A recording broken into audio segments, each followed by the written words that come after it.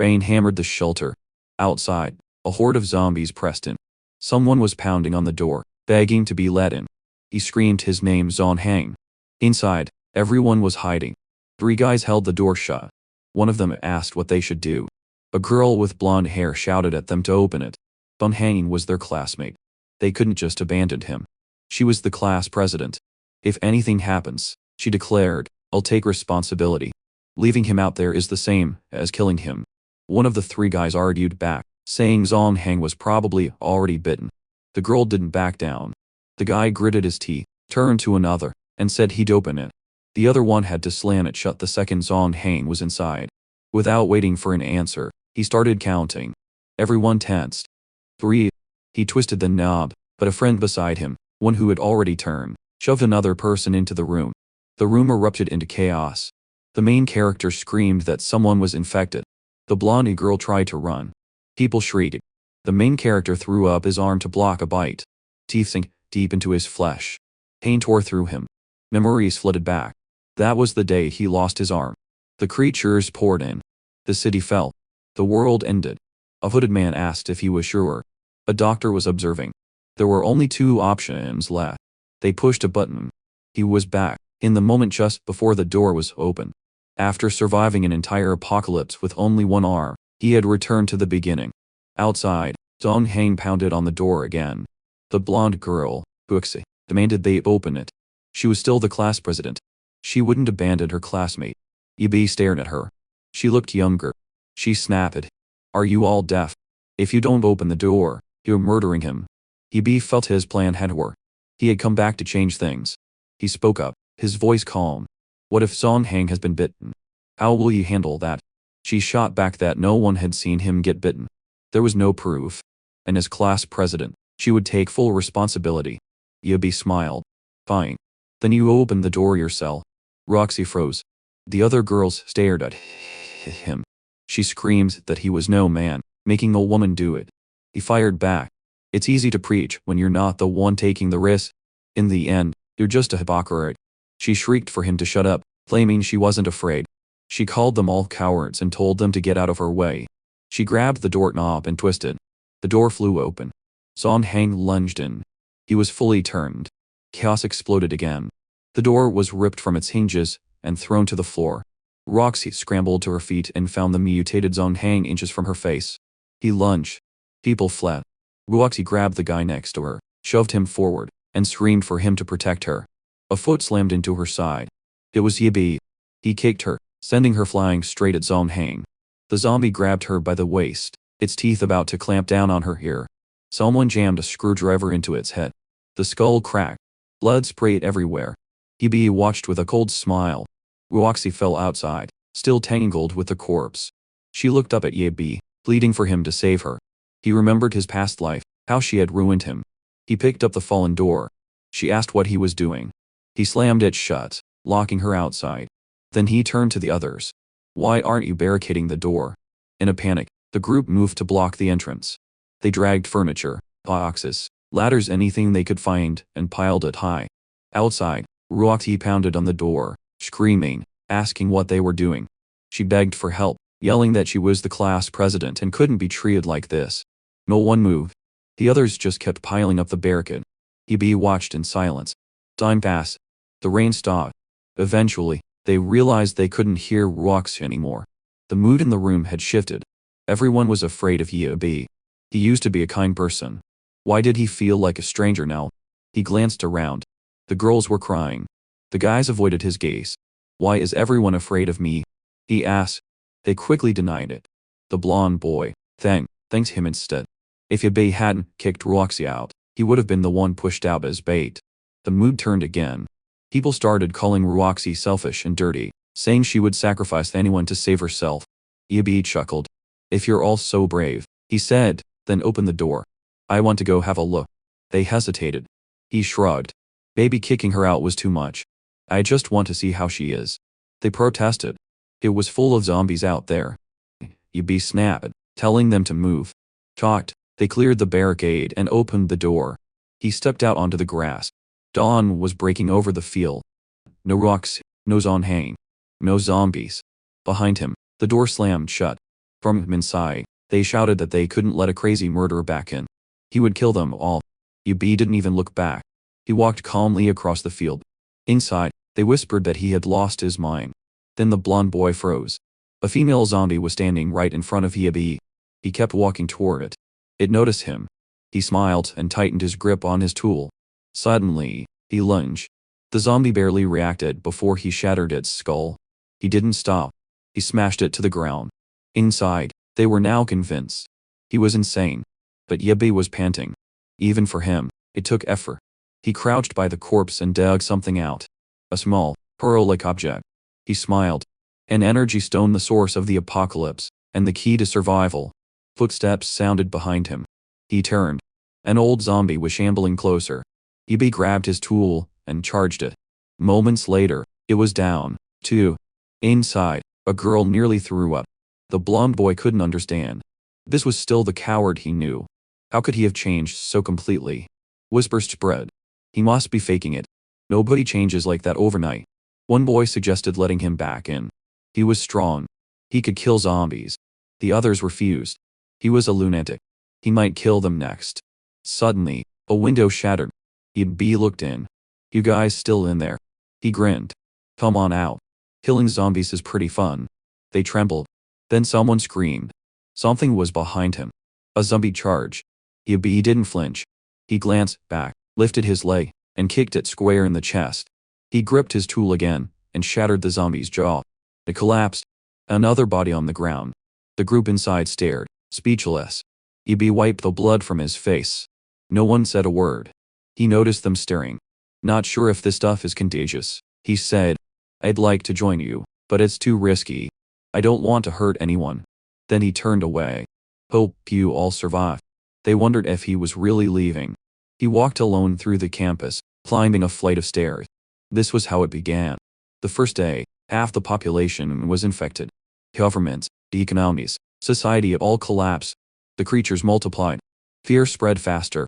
Professor Jian had called it the Dark Age. In his past life, he'd cut off his own arm to survive that first day. 15 years of starvation and torture followed until he met the mechanic, who sent him back. Now he walked calmly through the empty streets. People peeked from their hiding spots. Some thought he was brave. Others said if he was alone, he must be dangerous. He ignored them and headed toward a park. Zombies stood scattered, motionless. They didn't react until he turned his back. Then they charged. Someone watching screamed that the kid was dead for sure. An old man muttered, "It's crazy to be looking for food in a world like this." Yubi just smiled. One swing, a shattered skull. Another one down. A heavy blow finished a third. The onlookers couldn't believe it. Where did he get that kind of courage? Behind a curtain, a girl was also watching. Sooner or later, I'm going to kill that bastard, she muttered. After 3 kills, Yubi was panting. Then he heard the sound of wings, birds scattering. 3 more zombies were approaching. Too many. He broke into a run. The noise must have attracted a horde. From another house, someone mocked the kids running straight toward them. Yubi spotted a convenience store and banged on the door. He looked into the camera. Open up. I'm being chased. An old man inside said it was ridiculous. No one would open the door for a strange kid. The shutter began to rise anyway. A zombie rounded the corner. It pounced. He smashed its head in mid-air. An old woman staggered in next. He took her down, too. He dove under the half-open shutter and rolled inside. The zombie slammed against the door, but he was safe.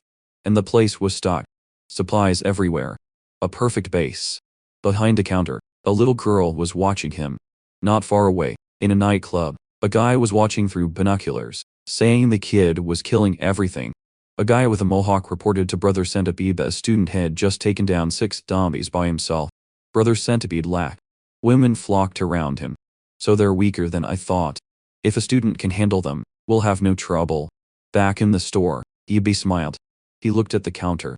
Come on out. I already saw you. And give me the keys so I can lock up.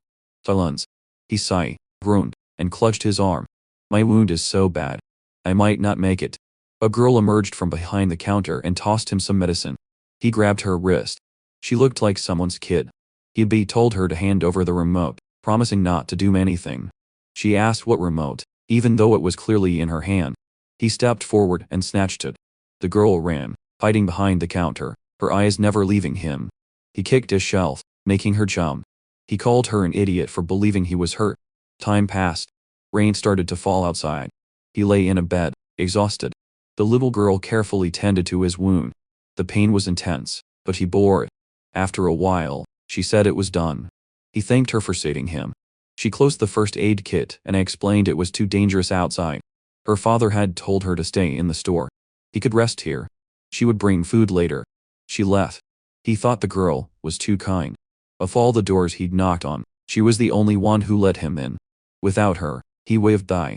Then he heard her voice out front, asking a group of men what they were doing. It made him sit bolt upright. A group of men stood outside the store.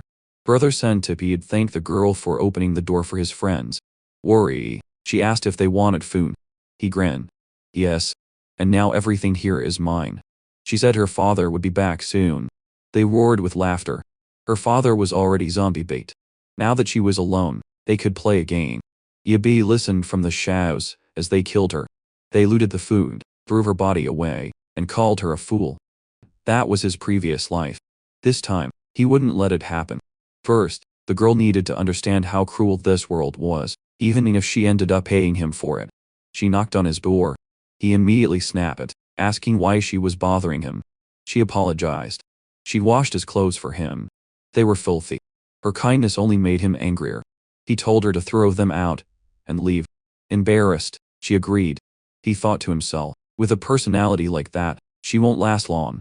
Still, the hot shower felt amazing. In the future, the water would be contaminated. Moments like this wouldn't exist. He finished his shower. The store had plenty of food and clean water, mixed up, gear and weapons. He looked at himself in the mirror. It was good to be young again. No back pain, no tired legs. Youth was a gift. The only downside was his abs were gone. He opened the door and found she'd left a suit for him.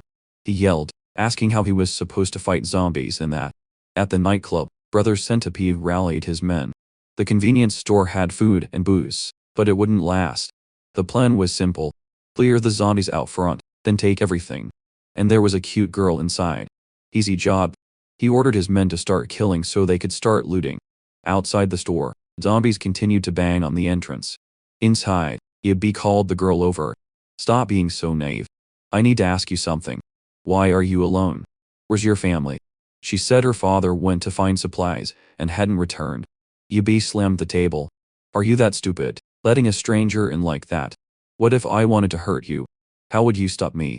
Frightened, she said he was injured and covered in blood. She couldn't just let him die. He yelled again. Didn't you see the creatures chasing me? With your personality, you'll just slow me down.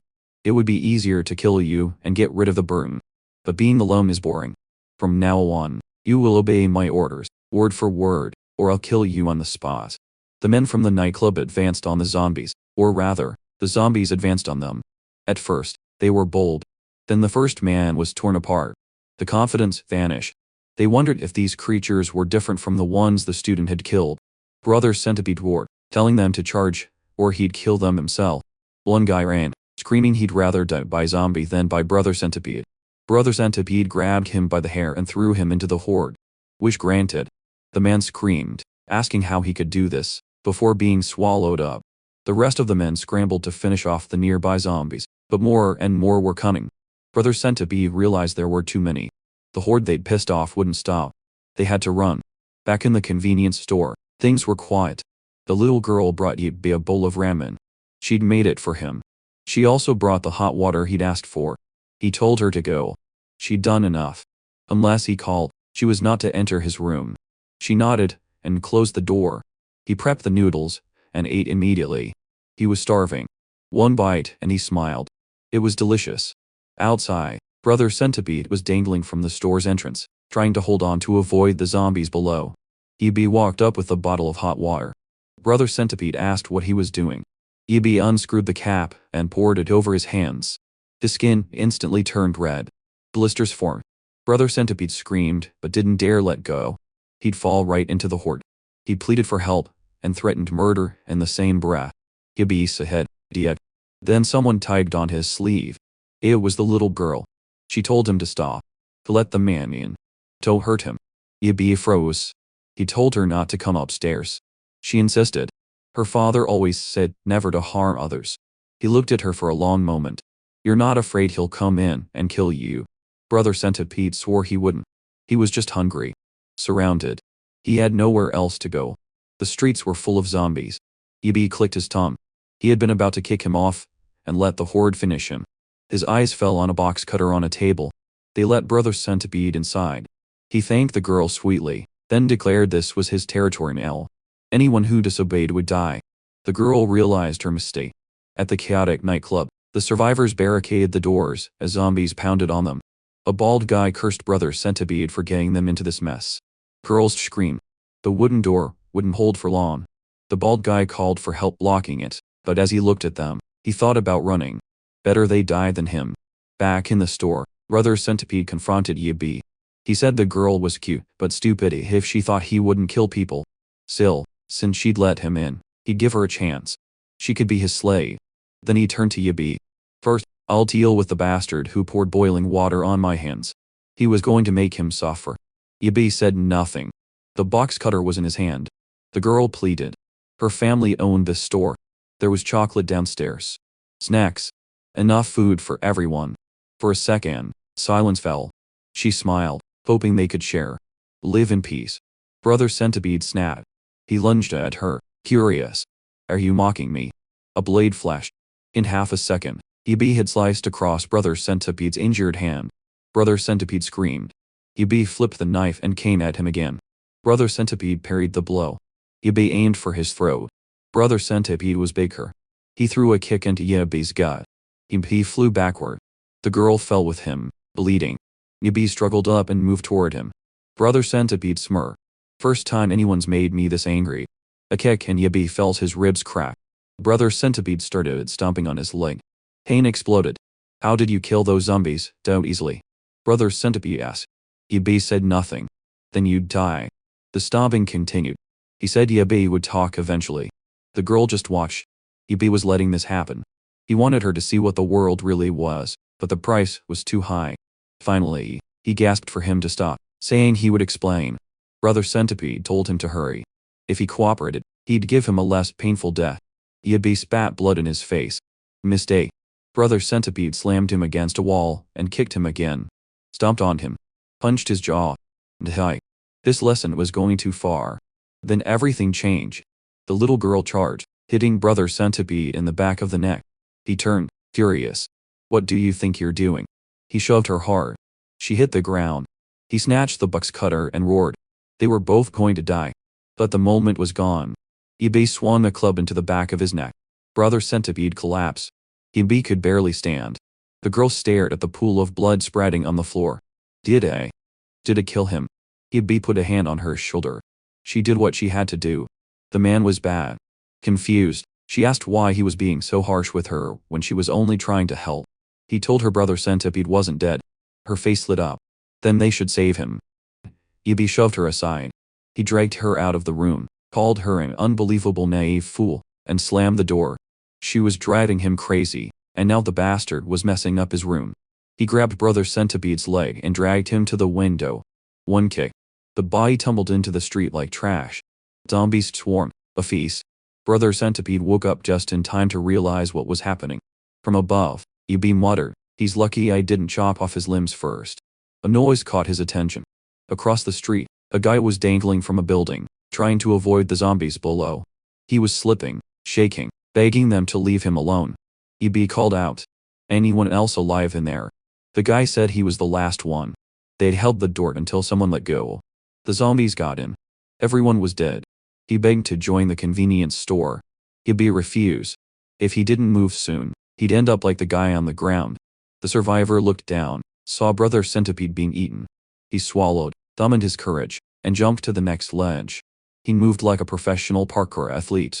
Yibi watched, almost disappointed the zombies hadn't finished off the whole nightclub crew. Time passed. The horde of zombies was still milling around outside. The window was broken. Yibi opened his bedroom door.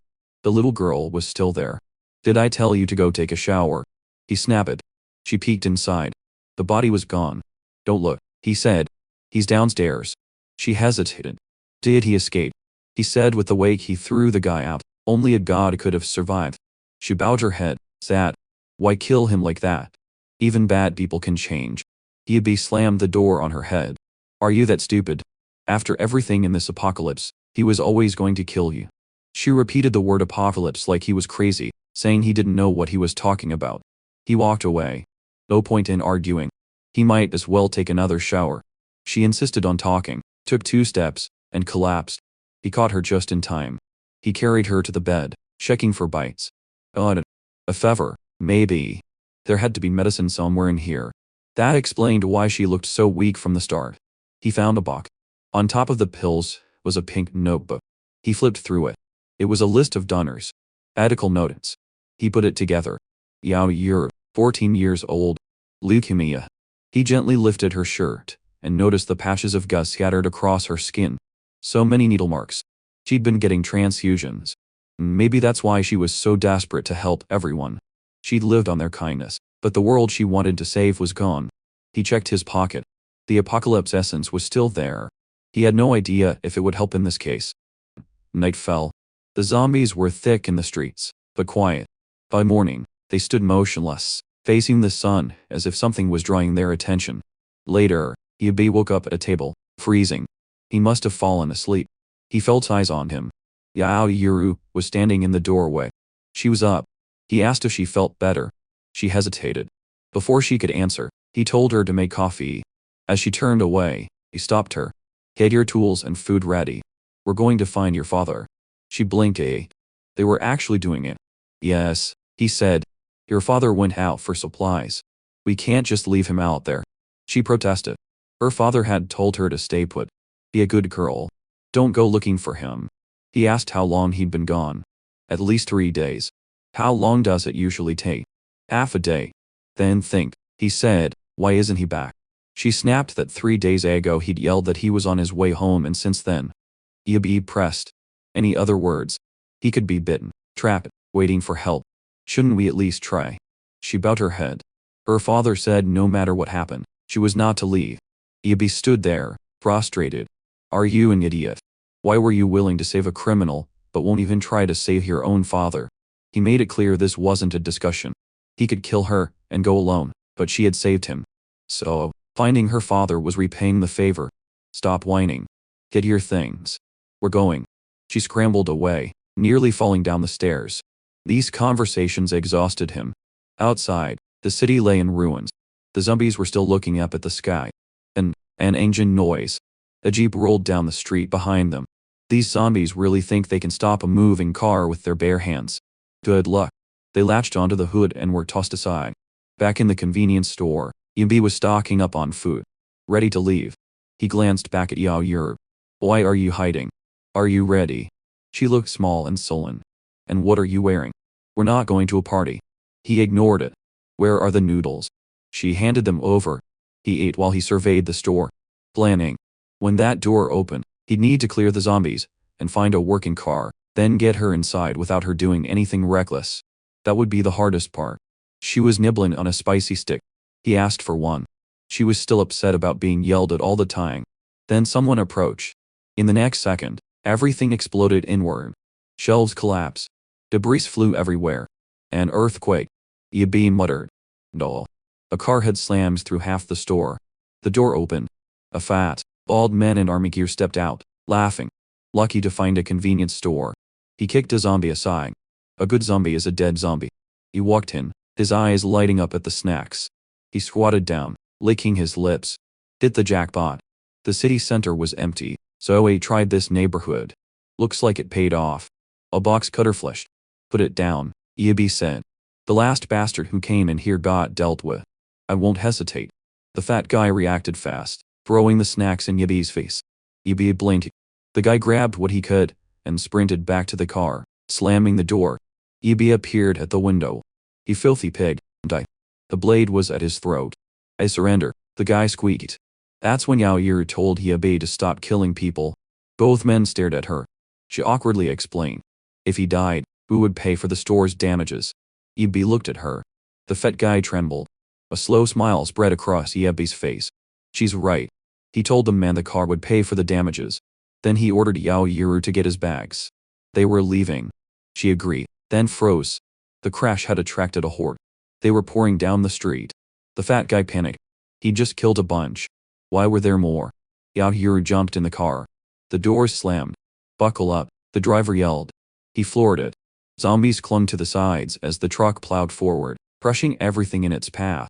He drove through the streets like it was an action movie, even drifting around corners like it was fast and furious.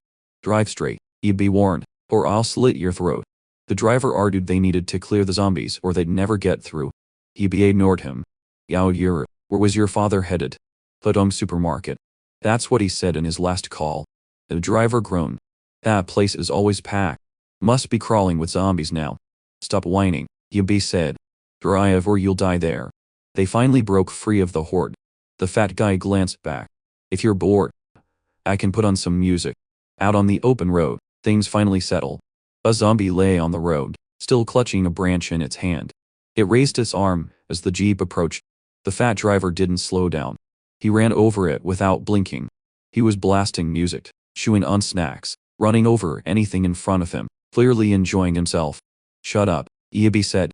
I want to rest. Relax, the driver replied. His car is solid. Yabi raised the box cutter. Didn't you hear me? Silence. The driver slammed on the brakes. I didn't say stop, Yabi said. I said stop the noise. The driver swallowed. We're out of gas. Both Yabi and Yao Yuru yelled in frustration. The driver apologized. Forgot there are no gas stations around here. He started stuffing his face. If I'm going to die, I'm going to die full. Yao Yuru heard something outside. A giant zombie loomed at her window. They had stopped next to a car. A horde started to swarm. Even if the car held up, they were trapped. Then Yabi spotted a machete behind the seat. Zombies pounded on the windows. A door suddenly flew open, kicked off its hinges. Yabi calmly stepped out. A zombie lunged. The machete flashed. One down. Inside, Yao Yuru trembled. Yabi grinned. Sharp. Another zombie shambled in. For amateurs like these, it's more than enough. Slice. Another one down. Two more came. He kicked one in the chest, spun, and sliced the other. The driver watched, stunned. Even Yao Yuru stared in disbelief. Another big one fell. Yabi tapped the machete on the car. Get out. The driver shook his head. You'll die in there anyway, Yabi said. There are other cars around. Maybe we can siphon some gas. While Yabi handled the zombies, the driver's job was to get the gas. After all that singing, you'd better know about cars. Yabi told Yao Yuru to stay in the car, it was too dangerous. Then he motioned for the driver to follow. The guy hesitated. I need a moment. Too late. Yabi had already taken down another zombie. Fearless, he sliced through another one and called back. Oh. The driver suddenly remembered there were gas cans in the truck bed. He started to think maybe Yabi was worth keeping around. Yabi killed another one and asked what he just said. The driver stammered, just shocked. If they waited a bit, he could fill the tank. Later, Yabi said, I need your help first. He held out his hand. A green pearl lay in his palm. These come from the zombie brains. While they kill, you collect. The driver went pale. He'd never done anything like that. It's easy, Yabi said, quickly demonstrating. Got it. The driver grimaced. Disgusting. I'd rather stay in the car. Go back, and you'll be chopped meat, Yabi shot back. How am I supposed to do it without a knife? Use your hands. Yabi stepped forward and took down another zombie. The driver swallowed, approached the first body, then freaked out. Ran back to the G, got a tool, muttering a prayer. No time, Yabi snapped. Start collecting. The driver hovered over the corpse, sweating. It's not still alive, is it? The fat guy whacked the corpse and started digging. A small green crystal rolled into his palm. Here it is. He stared at it, amazed. It was easier than he thought. There really was something inside the skull. He never imagined a human head could produce this. Are these valuable? He asked. Shut up, Yabi replied. The guy started wondering if this was why people turned into zombies. Maybe he should pocket a few. Meanwhile, Yabi cut down another cluster. After a while, he called a stop. That's enough. The ones farther away aren't worth it. This body still isn't trained. It's harder than it should be. He turned back. How many? The fat guy beamed. A pile. It was almost fun. Wash them, put them away, and fill the tank. Time to go. Yabi checked on Yao Yuru. Her condition was worse. He took her hand, calling her name. Her skin was burning. The fever was higher than before. He rummaged through her bag. They had grabbed medicine and water earlier. The fat guy leaned in. What's wrong with her? Shut up. Pump the gas. A little while later, the fever broke slightly. Maybe she got hot in the car, the driver offered. Feeling better. Yibi cut him off with a look. They had lost time because he pretended to be out of gas. If he was hiding anything else, he was a dead man. The guy apologized quickly, saying he wouldn't lie again. Yao Yuru stirred. They drove on. After a stretch, the driver glanced over her, praising Yibi's knife skills, asking his name. You first, Yibi said. I have a workshop in the city. That truck. A customer left it for repairs. Never came back when the apocalypse happened. Yibi. Suddenly, the truck skidded. Yibi grabbed the seat for balance. What is it? The road blocked. Ahead, wrecked and burning cars blocked the entire stretch. There was no way through. Yao Yuru was still shaking, but at least she was sitting up. Yibi studied the blockade. No way to get to the area her father had gone. She just watched silently. There's another way. Longer. Still going. Yes, but we need better weapons first. He asked Xiao Hang if he knew an electrician or a weapons shop. Then nodded. He knew a guy. A blacksmith from his hometown. Very good. That got Yibi's attention. Good chance he's still alive. If not, his place should still have supply. This meshity. He made it. More materials mean better gear. It's worth a shot. Xiao Hang started reminiscing about the old days. Be quiet, Yao Yuru said softly. Yibi had fallen asleep. They crossed a bridge into another district. Xiao Hang bowed out and shrieked. Finally. It's been years, but this place hasn't changed much. Yibi surveyed the area. This had better be worth it. If not, you're getting buried here. First rule, clear the area before entering. He scanned the zombies outside. Any of them look like your friend? Kaoden hesitated. Not sure. Then start collecting pearls, Yibi said. Wait, a voice from the car said. Yao Yuru stepped forward. I want to help. Yibi told her she'd just pass out or get bitten and slow them down. She insisted she was better. She'd be careful. If she's being brave, I'll do the digging. She can collect. Yibi's voice went cold. If either of you gets bitten, I'll do the chopping myself. Yao Yuru realized. He said it like he wouldn't hesitate. Yibi moved, slicing through zombies. Xiao Hang smashed skulls and chattered while Yao Yuru dropped the green pearls into a bag. From a nearby building, someone was watching through binoculars. A man with a cigarette, his eyes dark with annoyance. Another man entered. Brother Lu. Luo Shan snapped without turning. Knock next time. A rookie outside trembled. What is it? Luo Shan asked. They're at the blacksmith shop next door. 3 of them. One guy is killing zombies all by himself. He's strong. Luo Shan said he'd already seen them. Why are you bothering me? The rookie stammered.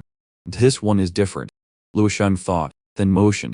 A girl brought him a packet of instant noodles. He tossed it to the rookie. Eat. Make a proper report. The rookie beamed. Brother Luo is amazing. Luo Shan stroked the girl beside him. She looked exhausted, hungry, and knelt. Get the fat guy out of there, Luo Shan ordered. Gather everyone. Take care of the rest. Whoever does it gets a reward. Back at the shop, the zombies were down. 1 pearl left. Yibi told Xiao Hang to check the perimeter while he checked inside. He kicked the door open. A full blacksmith's workshop. He scanned the room. Anvil, tools, weapons racks. The forge was still burning. Someone had been here recently. Zhao Hang said the place looked intact, but he didn't know where his friend had gone. Bring the pearls and scrap metal from the cars in here, Yibi said. Sharpen your blade. Why not just take one of these? Zhao Hang pointed to the finished weapons on the wall. In a week, they'll be useless. Zhao Hang vomited. He understood. Yibi was forging something new. Dull, Yibi snapped. Bring the pearls in here. Zhao Hang muttered about him being too hot-headed. Yao Yuru asked what she should do. The forge roared to life. The piston pumped. A mechanic's first skill crafting. Yibi slid a steel pipe into the fire and began hammering. David wept, impressed. Someone so young knew the craft. Pour the pearls into the crucible, Yibi ordered.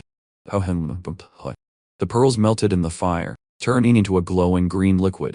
A vapor rose from it, almost magical.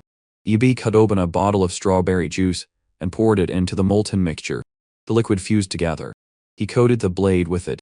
The metal absorbed the glow. Then he hammered again. The sound echoed outside. Luoshan's group heard it. The rookie looked scared. A man with a chiseled jaw smirked. Easy resources. A long-haired guy said the real prize was time with a girl named Haeguan. A man in a polo shirt warned them. If Brother Luo wants this guy dead, there's a reason. Better to wait until night when they're off guard and attack then.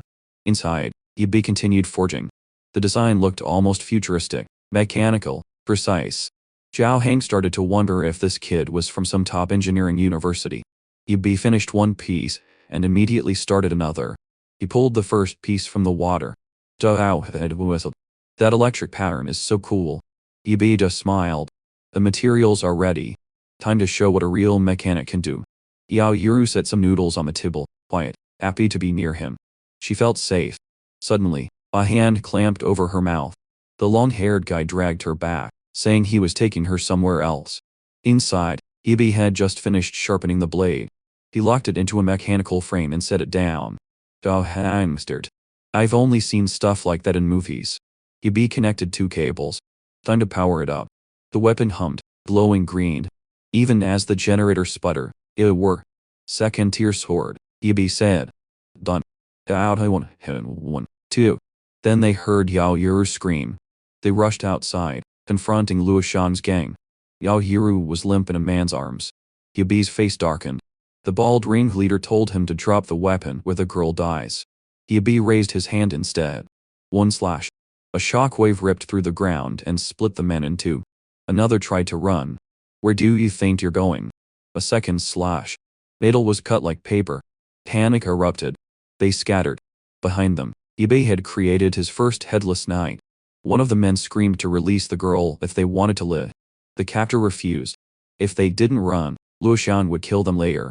An arc of lightning sliced past their faces. Yibi calmly walked forward. Then Zhao Heng yelled. Another zombie horde was coming from behind. These zombies moved faster than before, as if something had changed them. Now what? Yibi gripped his blade and charged. Green arcs flashed. Zombies fell one after another. Zhao Heng stared in awe as Yibi cut through them in a storm of attacks. But the 2 captors were getting away. They're heading for that building. Yibi pointed. Stop looking.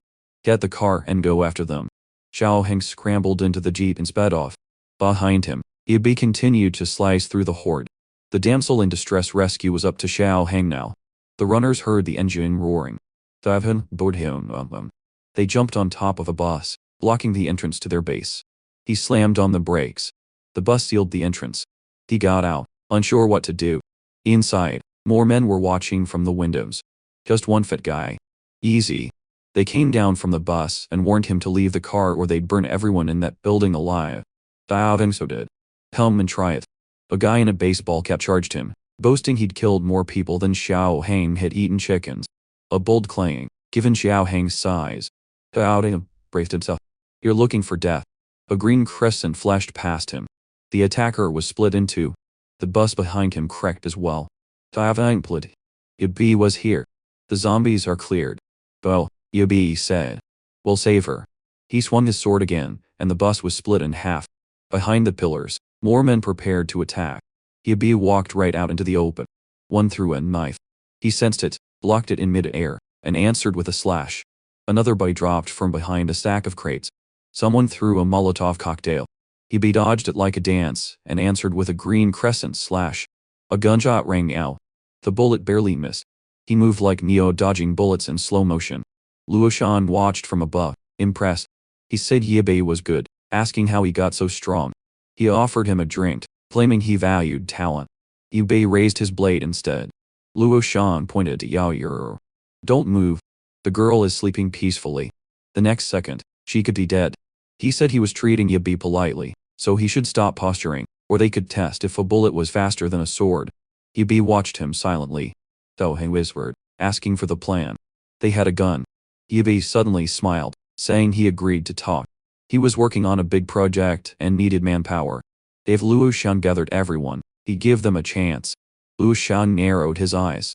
He really wanted to talk to everyone. Fine, we'll give you a welcome.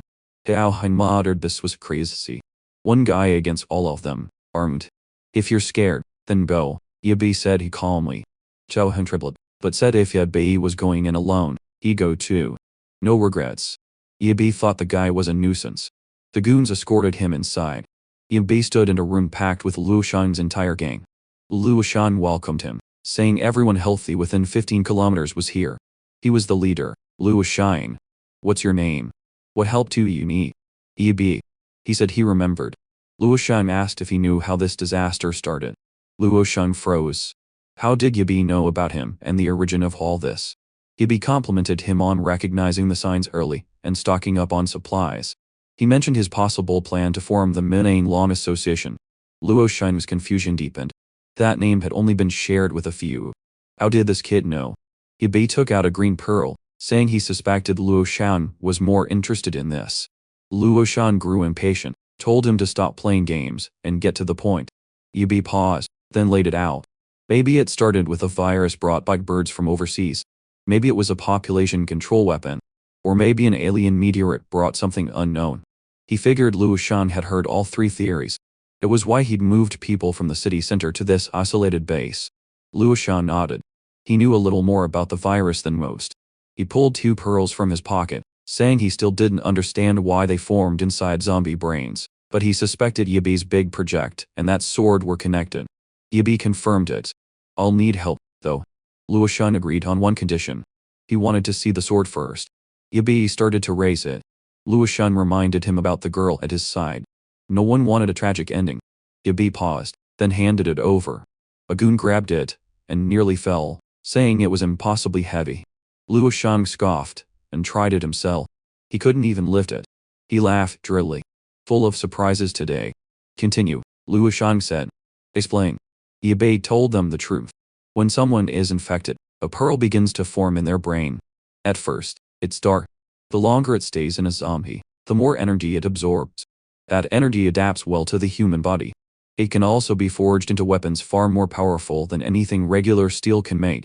Luo Shan leaned forward, intrigued. If it adapts to the body, can we eat them? To get stronger.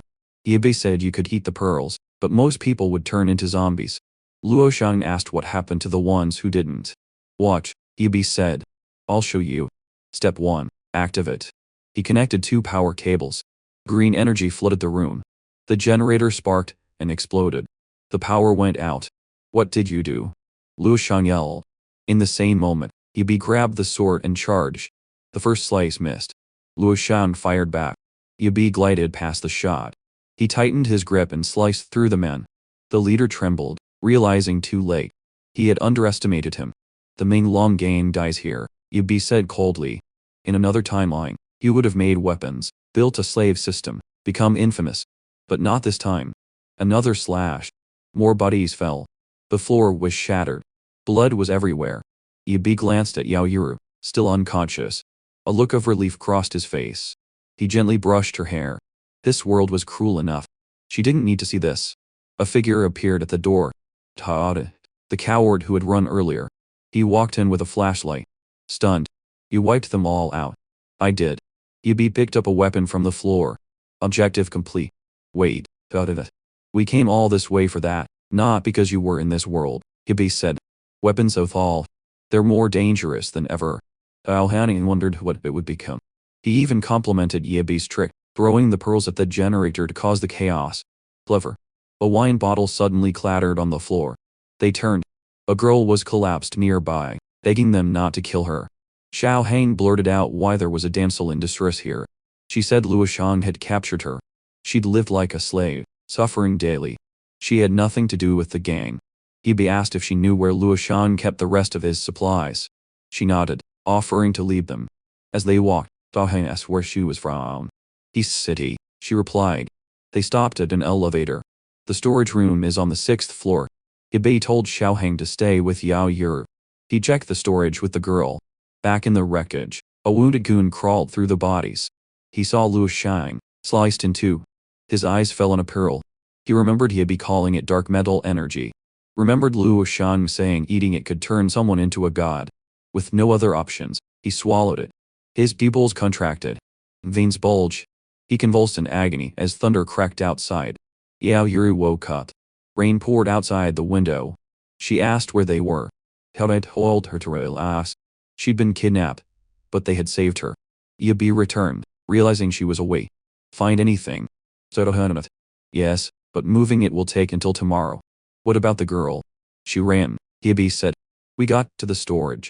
It was weird in this rain. He brushed it off. Forget her.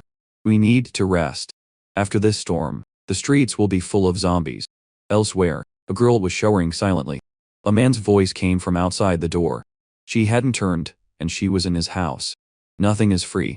He rattled the doorknob, saying other than her body, she had nothing to trade. She screamed for help. He laughed. With this rain, no one can hear you. Then the door cracked on its own. He froze and stepped outside to check what just happened. The man outside the bathroom had made a fatal mistake. A scream echoed. The girl peeked out. He had been smashed against a wall by a giant creature. She screamed. The monster stood there, staring at her.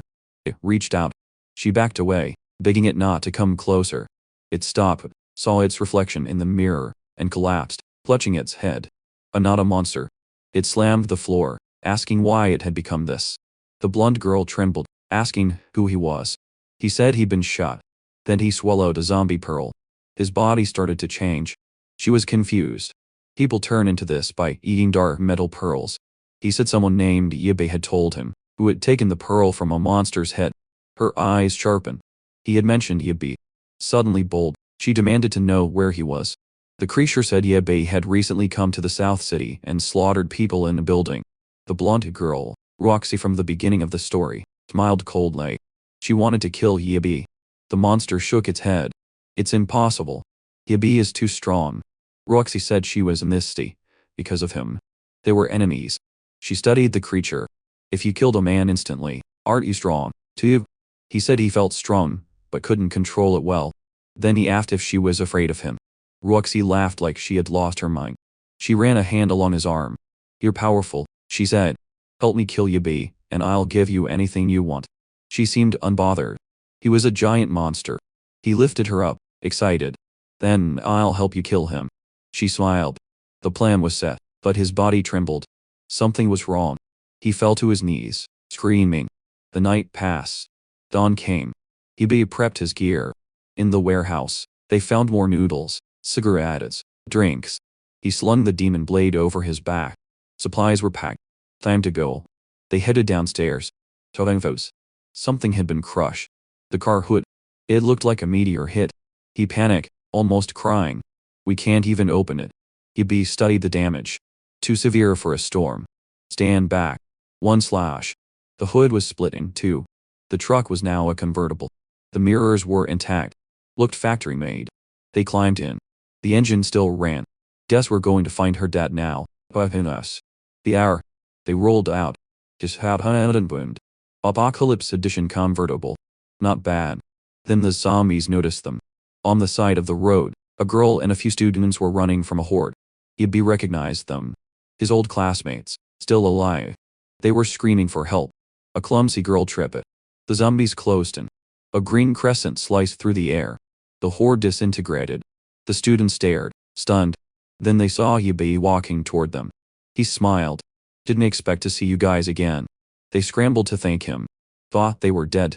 The blonde boy stared. How did you get so strong? Yabe ignored it. Where are you all headed? They explained after fleeing the school, they'd heard about a camp forming on an island. Nanny had died on the way. One spotted the car. Can we get a ride? Another girl stepped forward, starving. Do you have any food? Yao Yu watched silently, saw how desperate they looked. Zhao Hang muttered they were probably more interested in his car than anything else. Yabe held up a hand. Quiet. The car is low on gas. I can't take you far. And before you ask for a ride, you owe me a favor. The old classmates eagerly nodded. They'd do anything. Yabe smiled. Explain the rules. Tao had an suddenly in a position of power. Yabe walked toward the remaining zombies. I'll clear them out. You handle cleanup. The students blinked, confused. Xiao Hang handed out tools and showed them how to get the pearls. It's easy. One girl fainted on the spot. Yao Yuru calmly explained. The skulls are soft. It's not hard to get them out. The others stared at her, wondering what kind of life had made her so steady. Xiao Hang continued passing out tools, warning them not to get bitten. The blonde boy whispered, Curious why Yabi wanted these pearls so badly, Yabi continued to slice through zombies while they collected. 2 hours later, the bag was full. Yabi told them to hand out some food. He didn't like Yao Yuru giving away supplies without asking. The students pleaded. The fat guy refused to give up so much as a crumb. Then something landed on the car's frame with a metallic clang. The fully transformed monster stood there. The monster from before. Yabi recognized it instantly and evolved superhuman. Run, he yelled. A slash nearly took his arm. He jumped back and unleashed a green crescent. The monster dodged. It wasn't mindless, it was thinking. Slow applause came. Ruox stepped forward. The femme fatale. Yabi's eyes darkened. The students gasped at. Class president. Ruoxi said she had survived by any means necessary just to see Yabi die. She ordered her monster to kill him. Yabi didn't understand why it was on her side. The monster charged. He had no choice but to fight. He remembered its name. A fireball slammed between them. On a rooftop stood another figure, a long-haired creature of fire. The scene cut to a ship on the sea. A man smoked a cigar, saying, "Life is so peaceful out here." Zombies couldn't fly. They were going to collect supplies from other ships. Then a ship exploded. The fire creature landed. The men screamed, and then they were gone. Back in the street, the fire creature stood on top of a building, looking down. Yabi and the mutated monster both looked up. Another evolved superhuman, and worse, an elemental type. Roxy didn't understand. She asked her monster if that thing was an ally. It said it didn't know. The fire creature jumped down, grabbing it by the throat, clearly not friendly. It tried to reason with her. He put a foot in its stomach and kicked it into a car. Then she blasted it with fire. Zhao Hang screamed as their car and their food went up in flames. "Forget the car. Run," Yabi yelled. He grabbed Yao Yuru and Mu. Roxy screamed, telling her monster to kill Yabi. The monster struggled. This fight was not in its favor. Suddenly, the fire creature threw a fireball straight at Yao Yuru. The ground exploded. Everyone scattered. Yao Yuru fell, but Yabi pulled her clear just in time. A wall of fire erupted between them and the enemy. "Do," Yabi yelled. "Don't look back." "Where?" "Do and crud." Yabi spotted a garage entrance across the street. He made a break for it. "Follow me." Behind them, Roxy's monster faced the fire creature again. He tried to reason with her. They shouldn't be fighting. "You ate the dark metal energy, too." She muttered a phrase, "Black Pearl." The fire creature suddenly clutched her head and collapsed. "I didn't want to eat it," she said. "The crazy people tied me to a bed and forced the pearl down my throat." She wanted them dead. Whoever killed them would get the ashes. Ruoxy's monster nutted. He was forced, too. He understood. Ruoxy cut them off. "Enough. Yabi is getting away." Arms crossed, she mocked them. "How can you get revenge if you let him escape?" The monster reassured her he could still track Yabi by scent. The fire creature asked who Yabi was, that he was so important. The dark monster said Yabi knew about the pearls. Maybe he even knew how to turn them back into humans. The fire creature hesitated. If there was a way back, she was in. Yabi and the others sprinted down the street. A car suddenly hurtled toward them and exploded, blocking the path. The monster landed nearby, saying the fight wasn't over. He knew Yabi understood the cursed pearl. It was time to talk. Yabi knew he couldn't avoid it. He told Xiao Hang to take Yao Yuru and run. He'd buy them time. They turned a corner. The fire creature blocked them, surrounded. Taohenu whimpered. Ruox sat cross-legged on the roof of a car, laughing. There's no escape now. Yabi was so done with her. He told his friends to stand back and let him handle it. The dark monster charged. Yabi dodged. He pulled a Glock and fired. The bullet hit Roxy's shoulder. She screamed. The monster froze.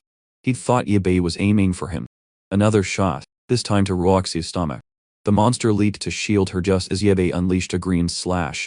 He took the hit for her. The fire creature attacked from behind, igniting the street. Yabi rolled out of the way. A storm of fire headed for him. He deflected it with his blade. Yao Yuru and Xiao Hang watched helplessly. Yao Yuru pulled an axe from her bag and threw it. It bounced off the fire creature's head with no effect. The creature turned. The distraction gave Yabi an opening. Almost, but his real target was the pipeline overhead. One slash, and the pipe ruptured. Water poured down, dousing the flames. Steam billowed. Yabi charged and slashed the fire creature. She screamed. He nearly took her leg off as she stumbled back. She retreated. Now Yabi faced the dark monster again. You'll pay for this, the monster warned. Both creatures retreated, bruised. They were gone. Yabi stood alone, and fell to one knee, exhausted. Yao Yuru rushed to his side. Are you hurt? No, just relieved. They had survived 2 superhumans. Zhaoing asked where these things came from. Yabi paused, then explained. When humans eat the pearls, most become zombies, but in about 1 in 10,000 cases, someone will evolve into a superhuman. It's even rarer to keep your mind. Zhao Heng asked, how he knew all this. I'll explain later. For now, we need to decide our next move. We lost the car, we lost the food. Yabi frowned. The apocalypse was accelerating faster than before. Before things got worse, he needed to forge something stronger. Outside, it started to rain again. Worse, the car was destroyed. Tao cried, saying they could at least salvage a few supplies. Worst of all, those damn monsters had thrown all the cars in front of the garage to block their escape, so now they had none. He handed the 2 of them a coat, saying it was the only thing he had for cover. Yao Yuru said she'd been here before. An old friend of her father's lived nearby. She pointed toward a mountain. If they followed that path, they'd get to his house. The big guy asked who this person was, and if he was even still alive. She said he was a bit strange, but a good person, or at least she hoped so. His house had high walls, lots of computers, and plenty of food, so he was probably safe. The big guy asked if he had a net cafe in his house. Yabi said since he was a friend of her father's, maybe her father was there, too. It was worth checking out anyway, that the horde was closing in behind them. Yabi said he would clear a path, and they should follow right behind. Meanwhile, that big monster was also tearing through zombies. He went up to one, dug out a pearl, said it looked like enough, and jumped on a building. The fire monster girl was hiding from the rain. He came in from outside, called for a rocks, and she was close to dying. He said he brought the pearls. She told him to give them to her fast, but the monster asked if she was sure she wanted to eat it. She told him to give it to her, and get out of the room. The big monster was being yelled at like an idiot, but he still respected her. The fire girl asked if she had eaten it. He said she seemed hesitant. Her friend said she'd be hesitant, too, especially after seeing what she turned into after eating one. But the big monster said he just didn't want her to die. The fire girl had stopped her bleeding, but she knew that without medical help, she wouldn't survive. And the other one understood her only chance might be to eat it. The fire girl said it would be fine. She could transform just like them, and then they'd have one more helper. They'd kill whoever they wanted, and get revenge on everyone. But the big monster said there could be people as strong as Yebe out there. Besides, her arm still hadn't grown back.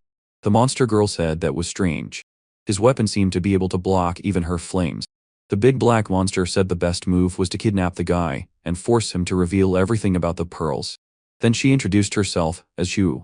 The big black monster introduced himself as Wang Shen. Back with our group of friends, another creature fell. Even in the rain, it didn't slow down for a second. But Yabi was getting tired. Xiao Heng noticed, and said they needed to find a place to rest. He told him not to worry about him, and asked Yao Yuru where they were. She pointed to a bridge, and said that after crossing it, they'd be on the mountain. The problem was, the tunnel ahead was flooded, and looked deep.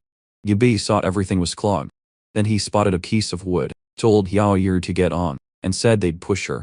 The 3 of them started through the tunnel. Yao Heng was terrified, asking if there could be zombies underwater. Yabi didn't answer, and Yao Yuru called for him. The poor guy was just trying to stay away. Then he passed out, taking her little raft with him. He plunged right into the clear water. Back with the monsters, they realized the rain still hadn't stopped. Wang Shen decided to go back to the room and talk to Ruoxi. But when he got there, he saw her emanating purple energy. He asked what happened, and she started screaming, punching him in the chest. Chu rushed in and asked why they were screaming. A blast of dark energy exploded through the whole house. And now we are in Yabi's past life. He was being dragged out of the wire, and Ruoxi was asking where his mechanic group was hiding. She was furious that he didn't answer, and he told her to go to hell. She called him arrogant and said he would pay. Then she forced him back under the water. Some time later, he woke up in the present in a small room. Yao Yuru had fallen asleep on his leg. She stirred, still groggy, and then her eyes lit up when she realized he was awake. She was overjoyed he had finally woken up. He asked where he was. Just then, the big guy came in, mocking him about finally waking up. Yabi was annoyed the big guy was still with them, and said it was clearly him who had brought him here. Yabi asked how they had dragged him up a slope in such heavy rain. A silver-haired man came in and said he wanted to know that. 2. How could a boy, a big guy, and a kid survive on roads filled with zombies? Yao Yuru got excited and called him Jian. He explained that Xiao Hang had pulled Yibi out of the water, but didn't know what to do next. Luckily, he had been watching on the cameras. He drove a car over and got them all out. Yibi asked if he had seen everything. The old man said yes. He said Yibi chopped zombies like cucumbers. That weapon was incredible, and he wanted to know where it came from. Yibi got up and said he couldn't tell him, and demanded it back immediately. He tried to intimidate the old man, but his legs gave out, and he fell to his knees, exhausted. The old man said it seemed like using that sword drained a person's energy. He apologized for not introducing himself. His name was Jian, and they could call him Professor Jian. This was his lab, where he studied the zombie virus. Yibi seemed to recognize the name. Then it clicked. The first researcher to name the dark energy metal pearls was this guy. To a future mechanic like him, Jian was a genius. Yibi hesitantly asked if he was really Professor Jian. Embarrassed, the old man said Professor was just a title he liked because it sounded good. In reality, he was just a tinkerer. If it could save humanity, he wanted a closer look. Yibi thought if he really was Professor Jian, it might be worth a shot. He crossed his arms and said he had something even better for him to study. A live zombie. Downstairs, the old man showed them what was on the table. The weapon was there. Jian said he just analyzed it, nothing more. Yibi reached for it, and Jian jumped up, saying he nearly broke his back trying to lift it. Yibi looked around, impressed. The place was incredible. With a workshop like this, they could make even better weapons. Jian asked if he made that thing himself. Yibi confirmed it. Jian got excited and said he wanted to watch him make another. Yibi said the production process was a secret. Jian complained it was bullying. Yibi said if they fed them well for a few days, he'd think about it. On Jian's screens, he'd had info on both of them for a long time. There's no rest for the wicked in this apocalyptic world. I even feel sorry for these zombies, having to deal with what feed all day. Inside the base, Yao Yuru was watching the cameras. Jian came in with a cup of coffee and said he was glad she was here. She said she was doing everything she could to help. Jian congratulated her for keeping an eye out for other survivors. Then he warned her that unfortunately there was still no news of her father. She said her father and Professor Jian were good people, so she was sure he was fine. Jian came closer and asked if the two people she was with were really good people.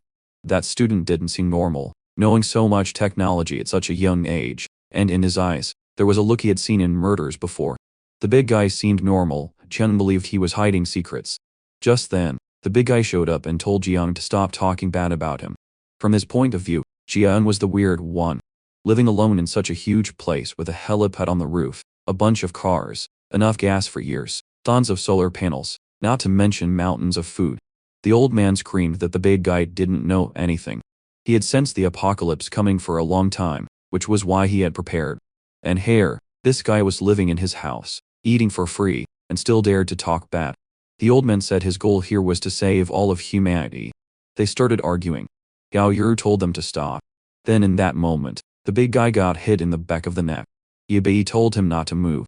A little blood came out and Xiao Hang asked what that was for. He just turned away and said the zombie transformation was about to start, so they didn't have much time. A bigger disaster was coming, and they needed to be ready. The old man froze when he heard about the zombie transformation. Outside, the friends from before were still watching the zombies. I almost forgot those guys existed. He crouched down and told everyone the place was surrounded, so they couldn't get out. One of them said the rain was too heavy, and the road was blocked. They didn't know what to do, and their friend, had passed out on the ground. The blonde boy said he didn't know where Yibi had gone. In the building, there was no food, so they were all going to die there. But the blonde boy said there was still one way. He pulled out a couple of the pearls and showed them. The others remembered they had gotten those things from the heads. The blonde boy said he had kept a few out of curiosity, and he remembered the creatures that attacked them had said they'd eaten these things. A friend asked if he was seriously thinking about eating that pill. Then someone cut in and pointed to the side. What is that? Purple smoke was rising from the top of another building. The blonde boy frowned, wondering why there was a tornado over there. At Jian's house, our post-apocalyptic mechanic was still hard at work. Jiang said he'd been at it for days and had no idea why he was so focused. Jiang said maybe he was making equipment to fight the zombies, and maybe a lot of them would turn into things like the black spiky creature or the one made of fire. Jiang said if that happened, everyone there would die. They had no weapons.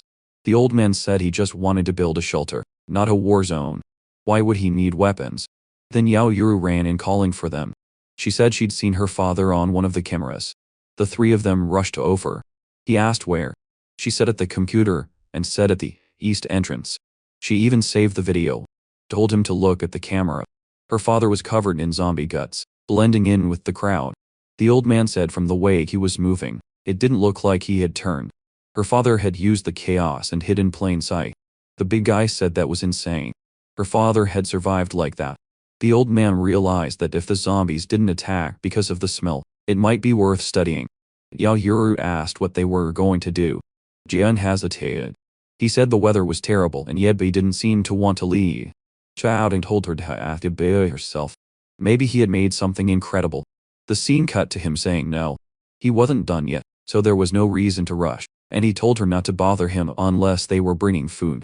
The big guy said he was overdoing it and should at least try to comfort her. Yebe asked why the big guy didn't go save her father himself. The big guy didn't understand until he saw what Yebe had made, a gun and a blade. Yebe said he had put his blood on them so the big guy could use them. The big guy hesitated, then picked them up much more easily than before. Yebe explained that weapons with crystals could rid his mind. Still, just like how he controlled those light blades, he should be careful, or he could run out of energy. Jian's eyes lit up, saying he had recorded everything. Then he asked about the gun he had picked up, and Yebe confirmed it. To shoot it, he had to wait for it to generate energy. The shots were powerful, but he had to aim carefully because he couldn't shoot too many times. So, I avoided. He said it looked like a laser cannon, and he couldn't wait to try it. He stormed out of the base in the rain, aimed at the sky, and fired. A laser beam shot through. He started shouting that it was incredible. Then he readied the blade and swung, saying he now had the same power as Yebe. The old man was furious at the big guy for testing everything.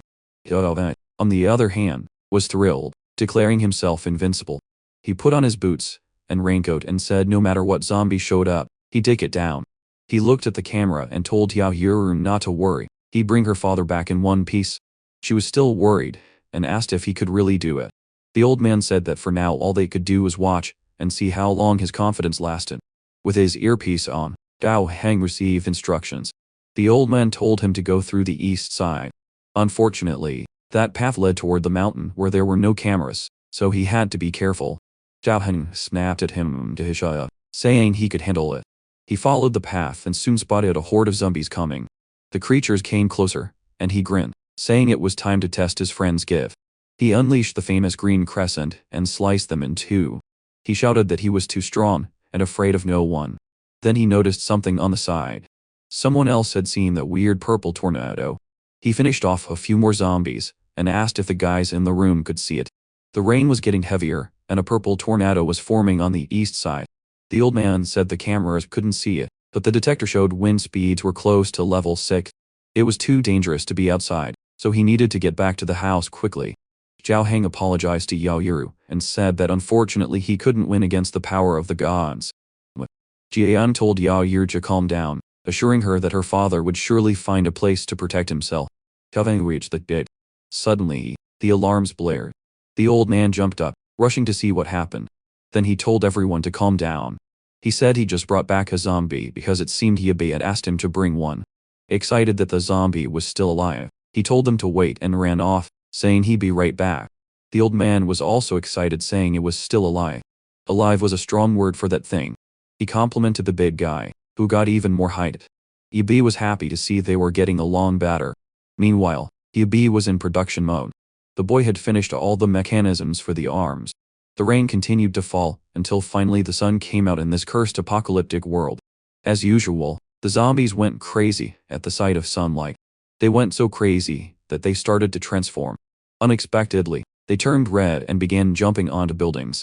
A poor little girl was smiling, glad the sun was out until one of the big ones appeared and faced her. Her father heard her scream and ran to see what happened. The whole family became a meal. Now the zombies had truly evolved, jumping and breaking into people's homes. Not a single safe place in that building was left. Yebe's schoolmates were fleeing in desperation. One of them was about to get caught when a zombie was stabbed in the back of the neck. Then another was hit in the head. The albino appeared. He pulled out the pill and looked at his friends. They immediately recognized Feng. the blonde guy who had been thinking about eating it. The scene cut to the streets where a horde of zombies was running in formation. On top of a building, Roxy stood with her 2 zombies. Ju said it was incredible they were moving in such an orderly fashion. Roxy laughed. She said she had suffered for days, and wanted to know if they had found Yebi's location. Wang Shen said he was hiding in a house on the mountain that looked like a research lab and it would be easy to go in and kill him. Roxy said that would be no fun. She wanted him to know exactly who was behind his death. Before that, she wanted him to feel the despair that was coming. At the house, Xiao Heng and Yao Yuru were getting ready to leave when the alarms blared. Dao Han asked what it was. The old man immediately told them not to go outside. Something very big was coming. Weirdly, a horde of zombies was gathering in the city. The strangest part was they seemed to be heading straight for them. Asking how many. The old man said at least 1,000. The big guy frowned and asked if they were the last ones left here. The old man said he didn't know, but they should tell Yibi. The big guy ran off and banged on the door, screaming at Yibi that over 1,000 zombies were coming. Yibi said the professor had already told him. The big guy's eyes lit up. Are you ready to kill them all? Yibi said he was absolutely not ready. That took the smile off his face. So how are you going to deal with these things? Yibi said he'd told them to quickly learn how to deal with these situations. He still hadn't finished his research. And if this person was truly Professor Jiang, the 2 of them together could solve it. The big guy said none of that made sense. Yibi didn't answer, just kept working. So, the big guy left, muttering that in the end, he could only rely on himself. He climbed a tower, looked down, and his stomach lurked. The horde was at their doorstep. He knew even the lab's walls couldn't stand up to such a large crowd. He sprinted to his car, saying he couldn't let them gather around it. The old man panicked, asking what he was going to do. The big guy told him to open the gate. He had a strategy, and if it didn't work, everyone had better run. Yao Yuru screamed, but the next second, he was outside. He drove straight in front of the zombies, pulled out his gun, and fired a laser, wiping out the first group. He was thrilled. There were so many, he didn't even have to aim. He kept firing, blowing them away. From a distance, Ruoxi watched it all. That damn girl was a villain, and she was dangerous. Wang Shen also stood on top of a tower, impressed by the weapon Xiao Heng was using. Rox only cared about one thing, how long they were going to last. Dao Hang and Gatsunan kept blowing up zombies. The problem was, no matter how many he killed, the horde didn't seem to shrink. Then a fireball slammed into the ground right under his tires. Yao Yuru and the old man screamed. The car nearly flipped. Dao Haningman had to rush out the door. And there, right in front of him, was the fire zombie. He snapped, furious that the damned kid had done a sneak attack like that. He shot at her, yelling he wasn't afraid anymore. She dodged and threw another fireball. To heaven out, too, doing a matrix move in midair, and firing back. The creature fled. He called her a coward and told her to come back, but now he was surrounded. He fired a few more shots. Qian yelled for him to get back immediately. There was no way he could survive out there. Realizing he'd walked right into a trap. And then Wang Shen descended from above. There was no escape, but the big guy was fast, dodged again. He fell to the ground, and almost got shot. He pulled out his blade, and almost got slashed. It was impressive. He was fighting Wang Shen hand to hand. Wang Shen wondered why this big guy looked more agile than Yibi. He extended his weapon and told Xiao Heng to die, but the creature had run. This big bald guy was making everyone run. Meanwhile, Roxy was watching from the top of the tower. She came over again, up to no good. Then the zombies that had been standing still suddenly started running toward him. Dao Hen was confused why they had changed so fast. But he still had the sword Yibi had made, and he unleashed the green crescent, but they were coming too fast. He couldn't kill them in time, so he tried to run. What was this? Zombies were being thrown at him. The poor guy couldn't understand why these things were raining from the sky, and they kept landing right next to him. Apparently, it was Wang Shen practicing his zombie throwing skills. He grabbed another one and hurled it at Xiao Heng. Xiao Heng had to waste a shot to blow up in mid-air. He kept running, but now he was begging to be saved. Then another thrown zombie landed and latched onto his leg. It was about to bite. Luckily, Xiao Heng sliced it, but he hit the ground hard. No time to get up. His only chance was to shoot. Then a green light flashed. A wave of energy swept through everything in front of him. A second cannon shot tore through. Wang Shen and the others stared, trying to figure out what was happening. Ahead, beyond the horde, flashes of light lit up the air. Another volley of shots followed, and then came a giant punch like something out of Transformers. What was this? EB turned into Optimus Prime. The boy had made claws and legs, fully equipped. Wang Shen's eyes lit up, screaming that he had finally arrived. The old man cheered, calling the boy amazing. Even the big guy was stunned by the suit the boy had made in the past few days. But Yibi told him to focus. The enemy was near. He ordered him to go back and clear out the zombies on the right. He would handle the left until the main creatures showed up. Wang Shen told him here, they were sure to win. He immediately went back to blasting. Yibi swept through the battlefield and even turned on a booster. The boy flew into the air, activated his giant Optimus Prime hands, and smashed everything in sight. He had become insanely powerful. The big guy could only mutter that he'd become a little too strong. Still, after killing so many zombies, they have a lot of pearls to make more weapons. Revved up, he went back to finishing more off. That damn Roxy was still watching from a distance. Wang Shen worriedly said with this new power, there was no way they could get close. She snapped, saying the bastard thought he was safe just because of a suit of armor. She wasn't going to let it go. Another punch came down, crushing more zombies. A laser fired forward as the old man watched on the screens. Stunned. He said the boy's exoskeleton suit was something that shouldn't exist in this era. He couldn't imagine Yimbe had used all those metal scraps he'd thrown away to build something like this. That's when Yimbe revealed the truth. The metal came from inside the zombie heads. The old man froze. Now he understood why Yimbe had kept it hidden for so long. He walked away, saying he was going to tinker with the zombie they had brought back and study it. Outside, Wang Shen began to command the zombies again, sending them to surround Yimbe. The ground started to shake, and the big guy said it felt like an earthquake. Yimbe told him not to think, and to keep killing. Then Yimbe noticed something was wrong. The zombies were jumping toward him. As soon as they got close, Roxy clenched her hand, and the creatures exploded right in front of him. Yimbe had no idea what was happening. Roxy laughed, saying he would be dead soon. She kept sending waves of zombies and blowing them up in front of him. Yimbe didn't remember zombies self-destructing like this in his past life. Wang Shen watched from the side. Chu said this was like a war between two gods, and there was no way they could interfere. Then he revealed Ruox had eaten 7 pearls to become like this. Her body was constantly melting and regenerating, showing just how much she hated Yimbe. Shu wondered if eating more pearls made you stronger, because instead of turning into a monster, she had gained powers. But Wang Shen said after seeing what she had gone through, he had no interest in trying it. Roxy kept sending zombies to explode in front of Yimbe. By now, he knew someone was controlling them. He turned, blocked a hit, and fired a shot at the tower. The boy had perfect aim, and Roxy had to dodge.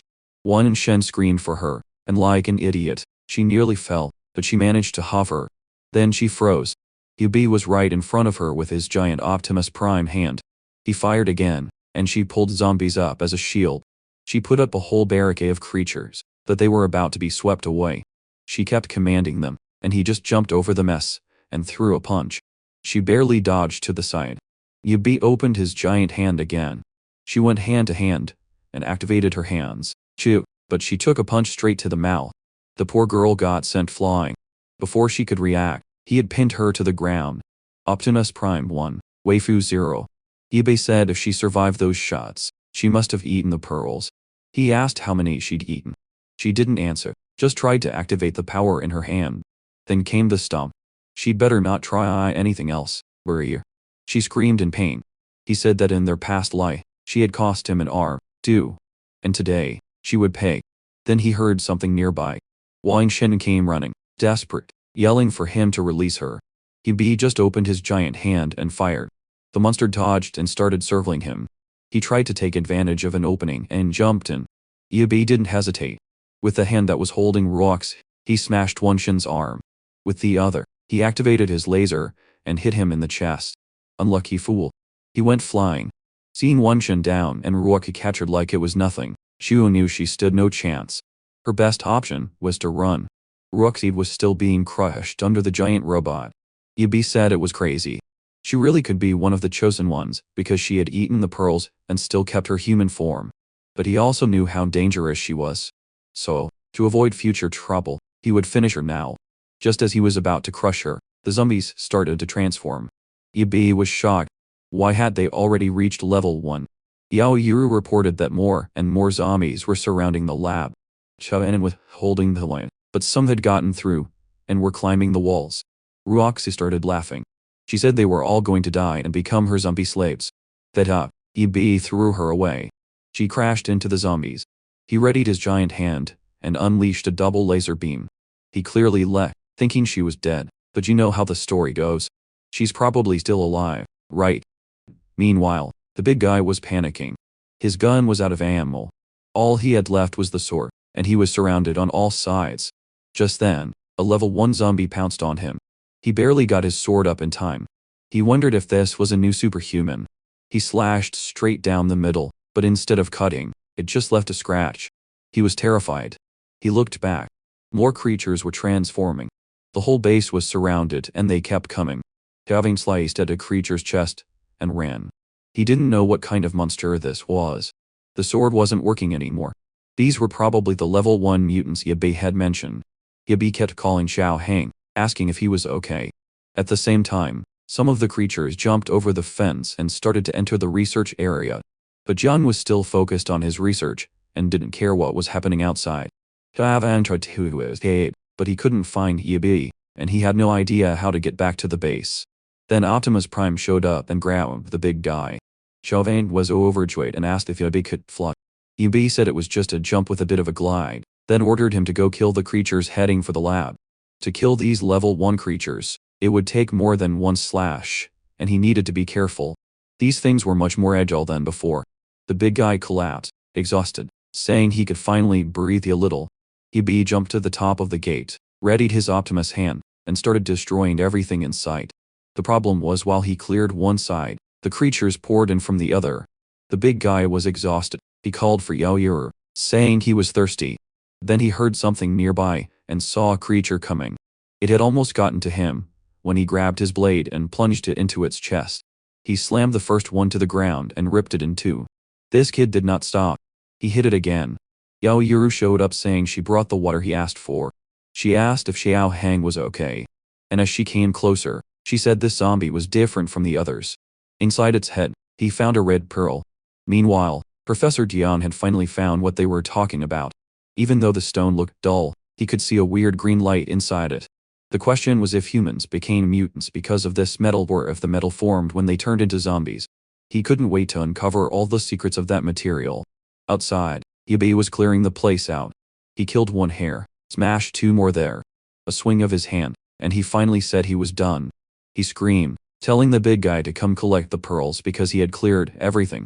Kevin gave him a thumbs up, saying he was really efficient. But when the big guy saw the mountain of dead monsters, he complained it would take forever to collect them all. He turned to Yabe and said if Yabe helped him collect, he wanted a suit, too. Yabe said he'd think about it later. For now, he needed to sleep. Then the old man came. He said it was time for Yabe to reveal all the secrets about that strange pearl. Outside, the big guy started digging. There were so many creatures, and the worst part was doing it alone. Back at the base, Jian was fascinated by the rare metal. Yabe explained that the pearl started to form in the brain the moment a person became a zombie. The longer it was exposed to light, the more energy it stored, like zombies could photosynthesize. The old man said that was interesting, but after analyzing it, he didn't find anything that matched what Yabe had described. He had noticed, however, that inside the item were active metal molecules that reacted to light and heat. It was also extremely durable, with an affinity for both metal and blood. Yabe confirmed it had a special affinity for human blood. That's why the virus spread so much faster in humans than any other species. And the light absorption made them continue to transform after a certain amount of time. The old man said that explained why. During the day, the zombies just stood in the street staring at the sun. But today, they had been running around like maniacs. Yabe said it was because a superhuman was controlling them. The old man asked if he meant the spiky creature or the one that used fire and threw flames. Yabe said those two were normal mutants. The one controlling the zombies was a high-level mutant from his class named Rox. The old man was still trying to understand how this item could cause so many changes in a human body. Yabe said they had studied it for some time, and the only thing he knew for sure was that if you ate the item, you would transform. Superhumans were always a threat, which was why they needed to be killed on sight. The old man was overwhelmed by the item, the mutations, and now the zombie rankings. He said Yabe's school definitely didn't teach any of this, so where did he learn it? Yabe said maybe one day he'd tell him, but it would be more valuable if the old man figured it out himself through his research. The old man said he wanted to see the new weapons Yabe had made. The tired Yabe said fine as long as he didn't take apart the suit because he was going to use it again. The old man left, excited. Yabe said he was going to sleep because he was completely exhausted. Yaoyuru, just watch. Today, she had wanted to ask Yabe to help save her father, but she knew he had fought all day and must be tired. So, she put a little blanket on him and sat beside him, thinking about how much she missed her dad. The sun had set. Outside, the big guy was so tired he couldn't move anymore. He thought it would be amazing to have an item that could easily take out those pearls. What he didn't see was a creature watching him. It was Chuo. She thought it was all over after thousands of zombies died in one day. She assumed Wan Shen and Roxy were dead, too. So, she wondered if she should surrender, but she knew they would kill her without hesitation. She was a monster. Worse, these new level 2 zombies seemed to attack even creatures like her. She burned her last bit of energy, summoning flames to incinerate them. But if more appeared or more started to transform, she wouldn't have it so easy. The only answer she could see was to eat more pearls and get stronger. Then she froze. In a tree was the Aldano. That damn Finn was just staring at her. She was about to speak, but he extended his arm and then jumped away in a different direction. He ran off. For a second, it looked like she might chase him. Meanwhile, back at the base, Yaoyuru slept. The big guy was next to her, exhausted after dragging everything back. In the middle of the night, Yaoyuru woke up and saw Yabe was already up. As always, the apocalypse mechanic was in his workshop, soldering iron in hand, working again. Dawn came and we are back at the convenience store from the beginning. Yaoyuru's father slowly approached. He went inside looking for her, but the place was destroyed. On a table, he found a message she had left. She had gone to find him. Now he had no idea where she was. Outside, zombies filled the area. As usual, they stood still, their eyes glowing, staring at the sun. Back at the base, a spiky Batmobile was born. Armored, 4 giant wheels, and the guy who was about to drive it had a huge grin on his face. Yabe was something else. The boy had made a whole car in one night. The big guy excitedly asked if it was made from the rare material, and if it could turn into a suit. Yabe said it was just a normal car, but he had used 0 pearls and 12 level 1 zombie pearls. The big guy said it was a perfect fit for him, and asked when they could try it. He wanted to go out there, ready to find Yaoyuru's father. But Yaoyuru told them to wait. She wanted to go, too, this time. Yabe dismissed it. It was full of level 1 zombies outside. She would die. She said she had followed every order so far, but this time she needed to find her father herself. Yabe told her to stop being stubborn, or he'd have the professor lock her in the lab. Yaoyuru burst into tears, calling for her father. The big guy snapped at Yabe. Why did he make her cry? Professor Jian showed up and told her to calm down. Then he showed her a new drone. He had fixed it. His first invention using that rare material. It could carry more power, last much longer, and the communication and stability were improved. She could stay safe at the base and still help look for her father. Yabe complimented him, saying he learned how to use the item quickly. The old man laughed and said he wasn't a real professor, but at least he had managed to make something like this. Yabe finished prepping the car and told the big guy it was time to go. Zhao Heng was practically vibrating as he started up the Renault. Yabe told them to be careful. The big guy floored it. The Batmobile shot out of the base and tore through the forest. He couldn't believe it. Any terrain felt like asphalt. Then they hit the road, plowing through abandoned cars. His new ride made the others look like tofu. A little later, Yabe said they had spotted her father in this area. They drove deeper into the city, but the big guy frowned. It was strange. No zombies. Then one of them smiled. The zombies were lined up on the rooftops. The next second, they swarmed the car, slamming against the metal. Huge bodies hit and clawed, trying to tear it apart, but nothing budged. One pressed against the windshield, and the big guy yelled at it not to block his view. He glanced at Yabe. Did the car have weapons? Yabe said gunpowder was useless, so he had prepared something better. As soon as he pressed a button, the whole car lit up with green electricity. Lightning shot out and hit the zombies, and they vaporized on the spot. Everyone stared, as stunned as the big guy, Mouth Kid.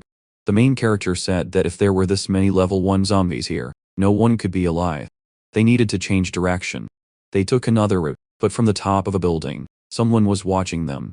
The person smiled. It looked like it was going to be fun. They drove to what looked like a shopping mall. The big guy said this was where they had seen her father on camera. Yubei told them to release the drone and let Yao Yuru start searching. She flew the drone, checking every room. The big guy asked what they should do while they waited. Yubei said if he wanted to check the lower floors, he could. As for him, he was going back to sleep. The big guy said he felt safer in the car, so they might as well drive around, and hummed. They continued down the road as Yao Yuru said she saw zombies heading their way. The big guy flinched, then grinned, excited to try the new weapons. He pushed a button.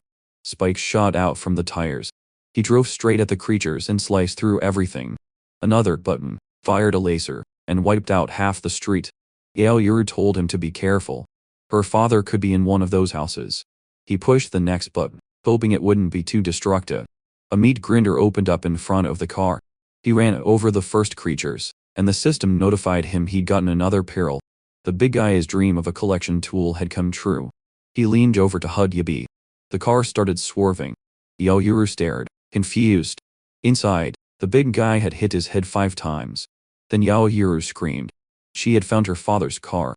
It was about 500 meters away, and she sent the picture over. How then told her not to worry.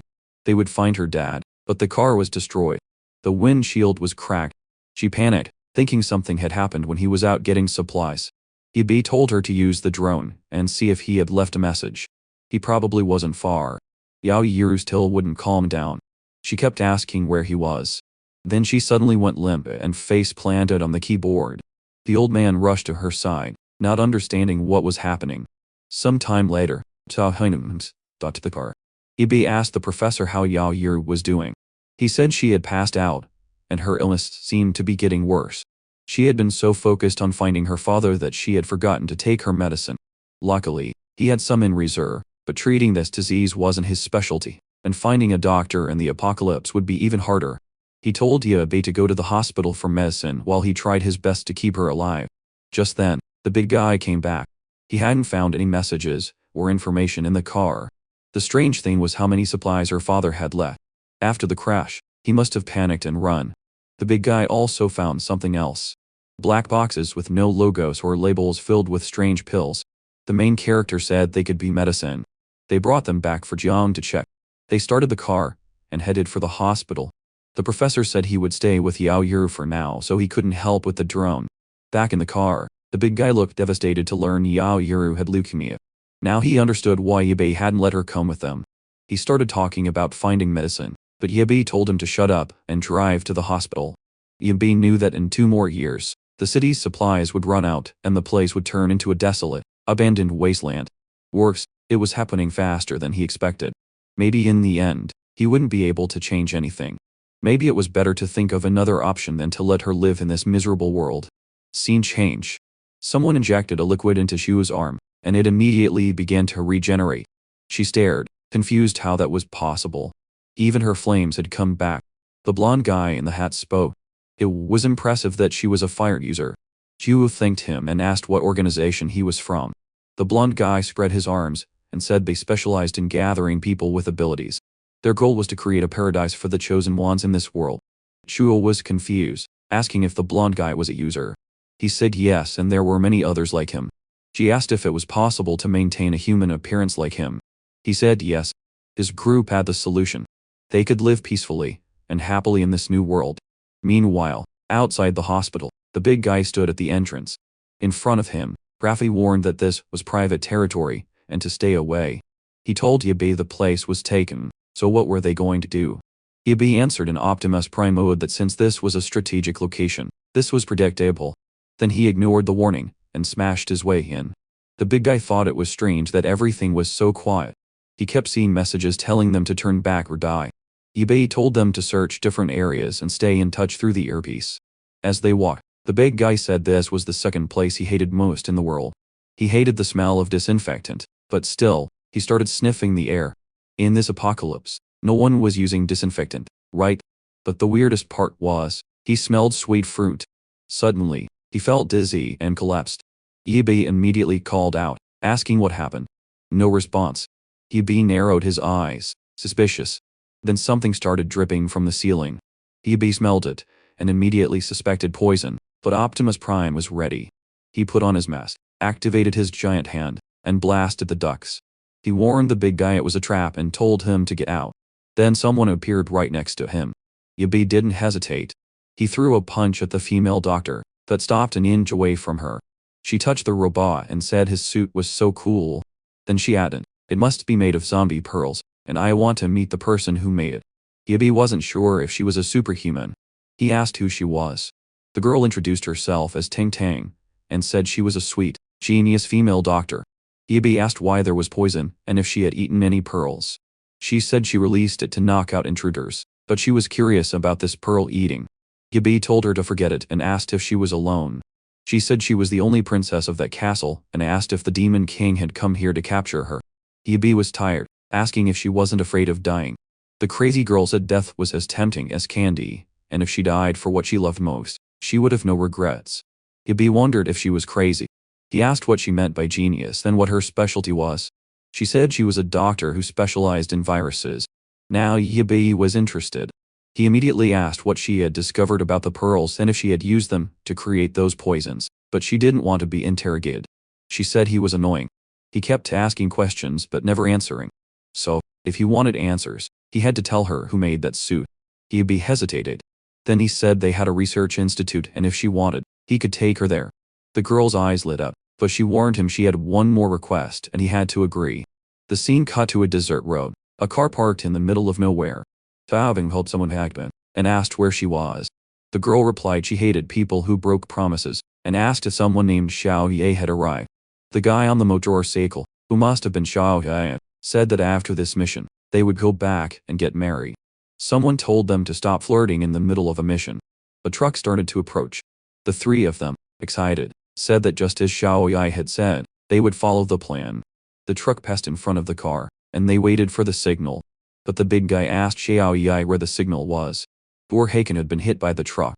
Meanwhile, Taoda was trying to sit, saying things were getting weird. Another car stopped behind the big guy's car. That's when he realized their plan had been exposed. The big guy startled awake. It was all a dream. He had passed out from the girl's poison. The female doctor stood before him with a smug look, and Yabi asked if he had slept enough. He blinked, still confused, while the crazy girl giggled. She told him she had used a special poison she had created, which knocked people out for 3 hours straight. The fun part, she said, was if she didn't give him the antidote, his body would turn into a puddle of blood. Yabi told them to stop talking and start loading the car. Tang Tang politely asked Xiao Hang for help, but he was slacking. She immediately changed her expression and said he'd better listen or he'd end up in one of those jars. The poor guy grabbed the jars and moved. She thanked him, calling them real gentlemen. Meanwhile, Yabi wanted to know who she really was. He remembered that sweet poison from his past life. In the future, one of the main ways to fight zombies was with this terrifying gas. If this girl was one of the first to create something like that, she was worth keeping on the team and worth helping to develop it. At the very least, he couldn't let someone like her fall into another gang's hands. A little while later, everything was loaded. The car held more than it looked. She said it was so cute and looked like it was made of pearls. Perfect for a princess like her. The big guy asked Yabi if it was really okay to bring such a crazy person along. Yabi said they needed her research on medicine and her help on the road. Then he heard a noise. A transformed creature appeared on top of a building. A chimera-like lion with multiple eyes. Everyone froze. When it spotted the three of them, it started to drool. It roared, and the big guy asked if it was another superhuman or some kind of zombie. Yabi told them not to waste time outside, and to get in the car. The creature jumped down. Yabi activated Optimus Prime, and threw a massive punch at its arm, sending it to the ground. While the big guy started the car, Yabi held the creature back with his hands. He told them to get the doctor to the base, while he handled the monster. He threw a punch at its neck, then fired another laser. Inside the car, the big guy wondered why this one was so much bigger than the others. Tang Tang said this big dog had been lurking around the hospital for a long time, which was why no one came close. Xiao Heng demanded to know why she hadn't mentioned such a monster. She looked genuinely confused and said that since they came from outside, she assumed it had been taken care of. As she leaned in, she said that with all the advanced equipment they had, it shouldn't be a problem. After all, they were humanity's last hope for survival. The big guy told her not to joke, but she insisted she wasn't lying. She had studied the zombie virus, and those who didn't transform were surely the chosen ones. Outside, Yabi continued to fight, throwing another punch. The timeline still didn't match his past life. These mutants weren't natural animals that evolved because of the zombie virus. They were a mix of the virus and advanced engineering, something that shouldn't exist. The creature shot a beam, and Yibi barely dodged. He smiled. He was finally starting to understand what was going on. He fired again with Optimus Prime, aiming for its neck. The shot was deflected and hit the building. Yibi realized the creature could still reflect his attacks. The beast charged and attacked him with its claws, but he glided to the side. It grabbed one of the suit's arms and started wrapping around it. Yibi told it to stop being a brat, and tore 2 pieces from its back. The freakish creature collapsed, exhausted. It fired another beam, but Yibi blocked it with his hand. He said its moves were now useless, and it was his turn. He charged forward with the robot. With one blow, he hit it straight in the head and started slamming it into the ground. The boy was brutal, and he finished the monster. Amid the wreckage, he found a giant pearl. Yibi turned it in his hands and said that once he implanted something like this, things would be much easier. Meanwhile, the blonde guy on top of the building watched and muttered that this was going to give him a real headache. Yibi called for the big guy, asking if they could hear him. Unfortunately, they were too far, and the signal wasn't working anymore. It was time to go back, so he started flying with Optimus. As he passed the buildings, he glanced over and spotted the blonde guy. The blonde guy waved and said, "Nice to meet you." Yibi immediately extended his arm and blew him away right in front of him. The blonde guy appeared on another building and asked if Yibi had something against superhumans. Yibi didn't hesitate and sent another blast his way, but the blonde guy said he had no interest in fighting.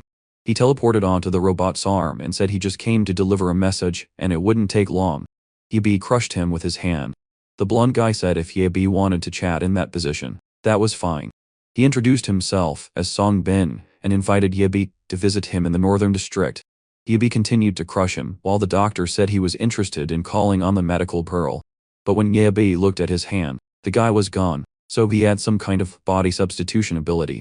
Not a major threat, but a nightmare to deal with. And the weirdest part was that damn secret organization had already formed. Yibi didn't want to think about it, but he had to prepare for the worst. Even more ridiculous, the name of the secret organization was the Secret Organization. Not very creative. Still, Yibi knew that in 50 years, they would control most of the resources and the awakened people. Their goal was to create a world ruled by superhumans.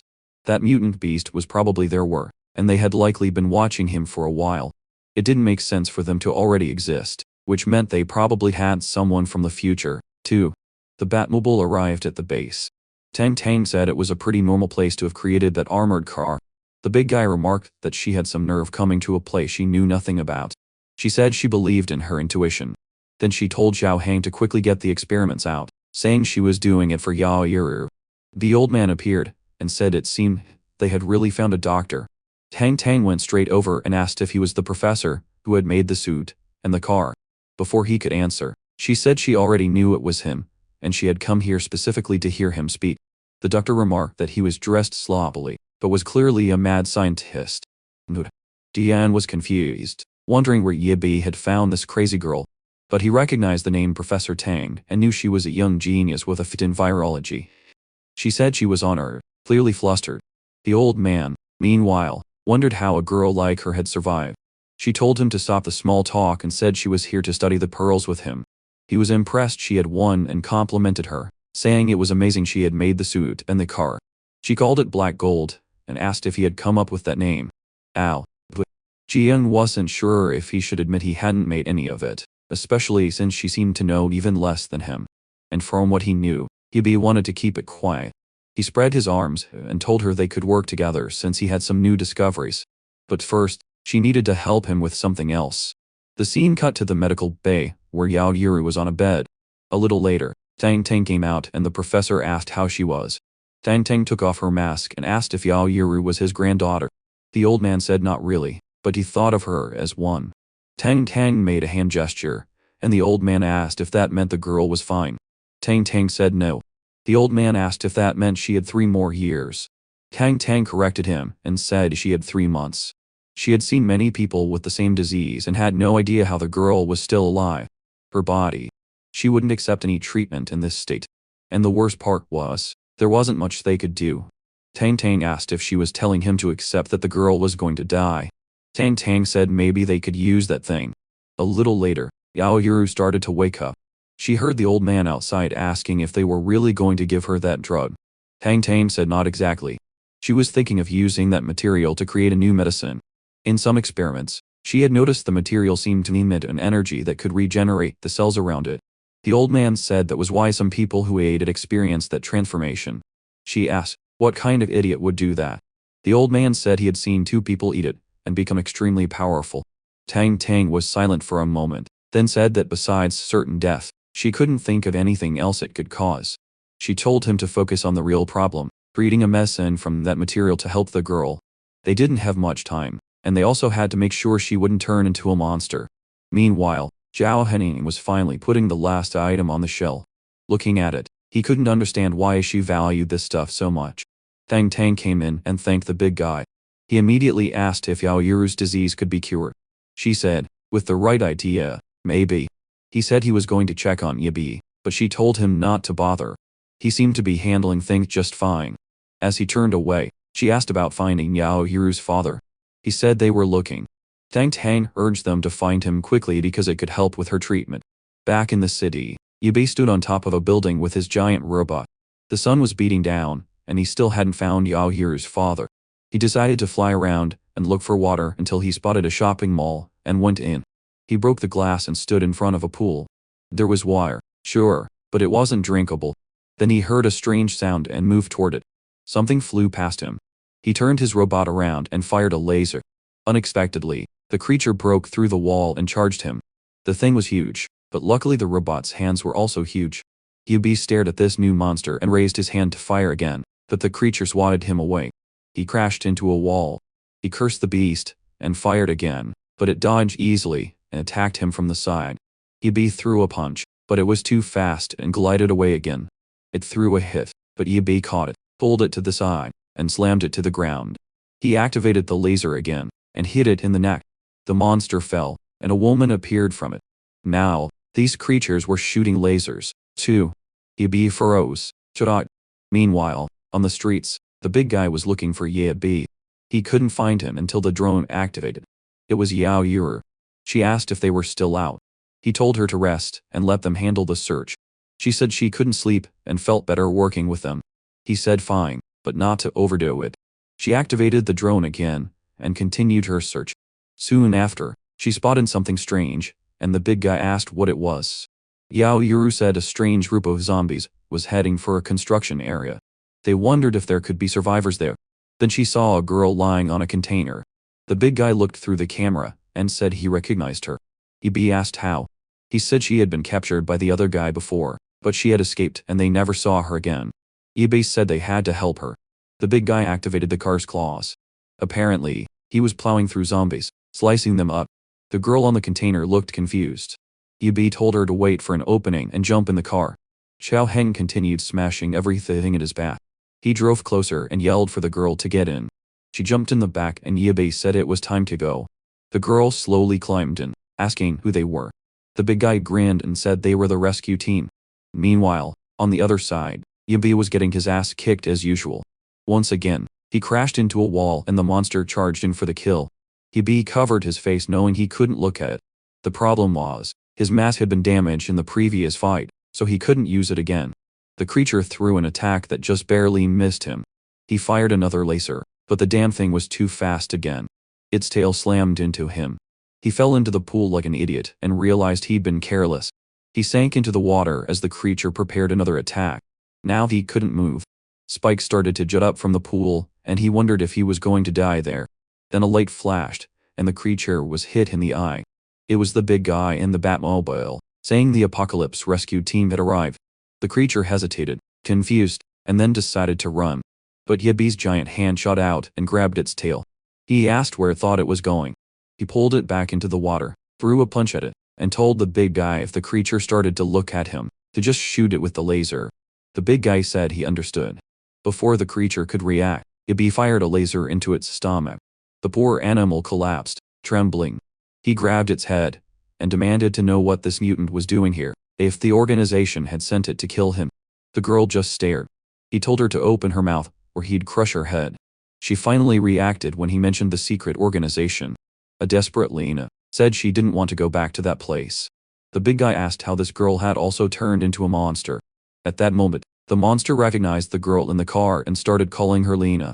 Yabe told her to stay still or he would finish her. Lena got out of the car and asked if that creature was Annie. Under Yabe's hand, the creature continued to call her name. The big guy told Yabe that maybe she was another person who had been transformed by the dark material. Lena approached and asked how her sister had become like this. The girl said an organization had experimented on her. She didn't know how to describe the pain she was in. Yabe told Lena to get out of the way. He said he would end her suffering. Lena begged him not to kill her. Even transformed, she was still her sister. Yaoyuru came out in front of Yabe and asked him to wait. Yabe warned her to get out of the way or he would smash that drone. Yaoyuru pleaded that they had just been reunited and he couldn't just take her life like that. But Yabe argued that anyone who was transformed had an extremely unstable mind and it was too dangerous to let her live. Still, Lena wouldn't move. She just cried with her sister. Yaoyuru pleaded with Yabe to at least let them talk and see what happens. Yabe reminded her that this creature had almost killed him, and there was no way he was letting her go alive. Then the big guy suggested Yabe thank Yaoyuru, because without her, they wouldn't have arrived in time. With that, Yabe backed off. He released the creature and walked away, calling them all a bunch of fools. The monster got up and asked if they were from the secret organization. Yaoyuru said no. They were just passing through the city looking for survivors. And he explained that after her transformation, she had escaped, but the organization kept sending giant dogs to hunt her in this place. Yaoyuru asked why she had attacked Yabe. Annie said she had been scared and thought he was part of the organization. She came over to Lena saying it was good to know she was still okay and she had no intention of hurting anyone there. Yaoyuru looked relieved and offered Annie to join their group. They were studying zombies nearby and maybe she could help. Lena asked if they could both really be part of that group. Yaoyuru said it was a pleasure to help others. The only problem was the monster wouldn't fit in the car. Annie told Lena she would follow her anywhere. The big guy asked Yaoyuru if she was sure about bringing a monster like this home. Yaoyuru replied that they were just two sisters in danger and it was everyone's responsibility to help them. Yabe got in the car and sat down. Seeing that, the big guy said that since Yabe wasn't refusing, it was time to go back. So with the car, the drone, and the monster, they all left. The big guy couldn't believe the creature could move as fast as they did. A little later, they were back at the base. The doctor and Jian froze when they saw the creature and immediately demanded to know what was going on. Lena introduced herself. She said she lived in the east, but when the disaster struck, she and her sister had stolen a car and driven south. Then, Annie emerged from the creature's head. Leah introduced her, too, explaining that Annie had been captured by an organization and turned into an experiment. The old man went pale when he heard about that organization. Tang Tang, on the other hand, thought Annie was adorable. She went right over, her voice soft, telling her not to be afraid, that she just wanted to touch her a little. The creature flapped its fin, and Tang Tang hesitated. Then the monster backed off and jumped into the pool. Tang Tang frowned, wondering if she was nervous. The big guy asked the obvious question, how did you two survive out there with no food, just the two of you? Lena said that for a while, a man had been guiding them, helping them sneak past the zombies. Then one day, he disappeared, and they had been waiting there ever since. The big guy leaned in, who would be crazy enough to do that? Lena said the man had given them clothes smeared with zombie guts, and said it would mask their scent. That's why the zombies never noticed them. The big guy's mind immediately went to one person. Could it be Yaoyuru's father? Just then, Yaoyuru spoke up, asking if the man had short hair and was named Yao Xian. Lena said yes, then stared at Yaoyuru, recognizing her as the girl from before. Yaoyuru's face crumpled. She said Yao Xian was her father and then she passed out on the spot. Tang Tang caught her and helped her up, asking why she had run away from the hospital. The big guy turned to Yabe. Why weren't they going back to find her father? Yabe said once night fell, it would be even more dangerous outside, and he needed to reinforce his suit. That's when the old man came over and said it was time for Yabe to give them a real explanation. Yabe always seemed to know everything. The old man didn't understand why he was keeping so many secrets or what the danger was in telling the truth. The big guy backed him up. If something happened to Yabe, none of them could survive without him. Yabe was silent for a moment, then nodded. It was time. He told them he was a traveler from 50 years in the future. The big guy believed him instantly. Now it made sense why Yabe never felt like a normal person. The old man looked like he had been struck by lightning. What kind of time travel was Yabi talking about? Tang Tang's eyes widened. Humans had survived for more than 50 years. Yabi said it all started with that pearl, the thing that began the world's destruction, but also triggered the biggest technological leap they had ever seen. As they studied its material, they discovered they could send someone's consciousness back to the past. But the person in the past had to be within the item's activation radius. The old man was horrified. Yabi said that was how they had returned to the beginning of the virus. They couldn't go any earlier. After years of analysis, they never found anything else like it on Earth. That's why they believed it came from another world. The big guy's mind flashed. An alien invasion. Yabi said if that was true, then the aliens had won. In less than 50 years, there would be less than 10 million people left, and even they would be fighting constantly just to survive. In the end, Yabi had been chosen to go back and reshape things. Now, the big guy understood why Yabi was obsessed with collecting the material from the beginning. He asked how old Yabi really was. Yabi said he was probably close to 70. But every time he went back to the past, he always woke up at the first moment he encountered the virus at school. The problem was, even in the past, it wasn't easy to change things. The big guy looked at him, stunned. You could write a whole story with that. Who would have thought? Tang Tang asked if they were destined to be companions in the future. Yabi said he didn't know, but he hoped so. Dao looked lost. Why was Yabi saying it like that? Were more changes coming? Yabi looked at Tang Tang and said the virus was evolving, and she must have noticed. Tang Tang confirmed it. Their survival was already a miracle. The zombie virus didn't spread through bites. It was airborne. Both of them jumped up, stunned, asking how they hadn't turned. Tang Tang said that's why she liked to call them the chosen ones. Some people seemed to have antibodies that allowed them to fight the airborne virus, but she couldn't guarantee a bite wouldn't trigger a transformation. Yabi added that the truth was they had all been infected a long time ago. In theory, they would eventually turn into zombies, too. Being immune to the airborne strain didn't mean they couldn't get infected another way. Zhao Heng couldn't believe Yabi had kept that hidden for so long. Yabi said he had kept quiet because he had recently confirmed a suspicion. Someone else from the future was accelerating the virus's progression. That group was called the Dark Society. The scene cut to Shu. Turns out Shu was a man. I kept thinking it was a woman. He had actually returned to normal. I thought the blonde guy was lying to him. Shu smiled and said he was now officially a member of the team. He was so happy, saying they were incredible. Meanwhile, a white-haired girl watched through a window. Back with Yabi, he said that in this timeline, people were transforming into creatures much faster than they should have. The first zombie mutation was supposed to happen a few weeks later, but this time it happened much earlier. And today, he had encountered psychic beasts, creations of the Dark Society. He suspected they had sent agents from the future. The big guy asked why the Dark Society had so many weapons and knowledge, but didn't seem to care about saving humanity. Yabi said the Dark Society believed superpowers were a gift of fate. Their goal was to wipe out humanity and leave only superhumans. Tang Tang frowned. That sounded pretty cheesy. The old man suddenly remembered something. He said the black box they had brought back had pills inside, and when he analyzed them, he found the same material. It looked like a catalyst for something, and he wondered if it was related to the Dark Society. Yabi said they were probably contaminating people's water supply with the virus, which would explain why so many people were transforming. The big guy mentioned that Yao Yuru's father's car was full of those items, so maybe he was part of the group. Yabi said they would investigate that later. For now, the bottom line was simple. As long as the Dark Society existed, humanity would not survive. He took out a map and pointed out the changes he wanted to make to the base to improve their chances if they were attacked.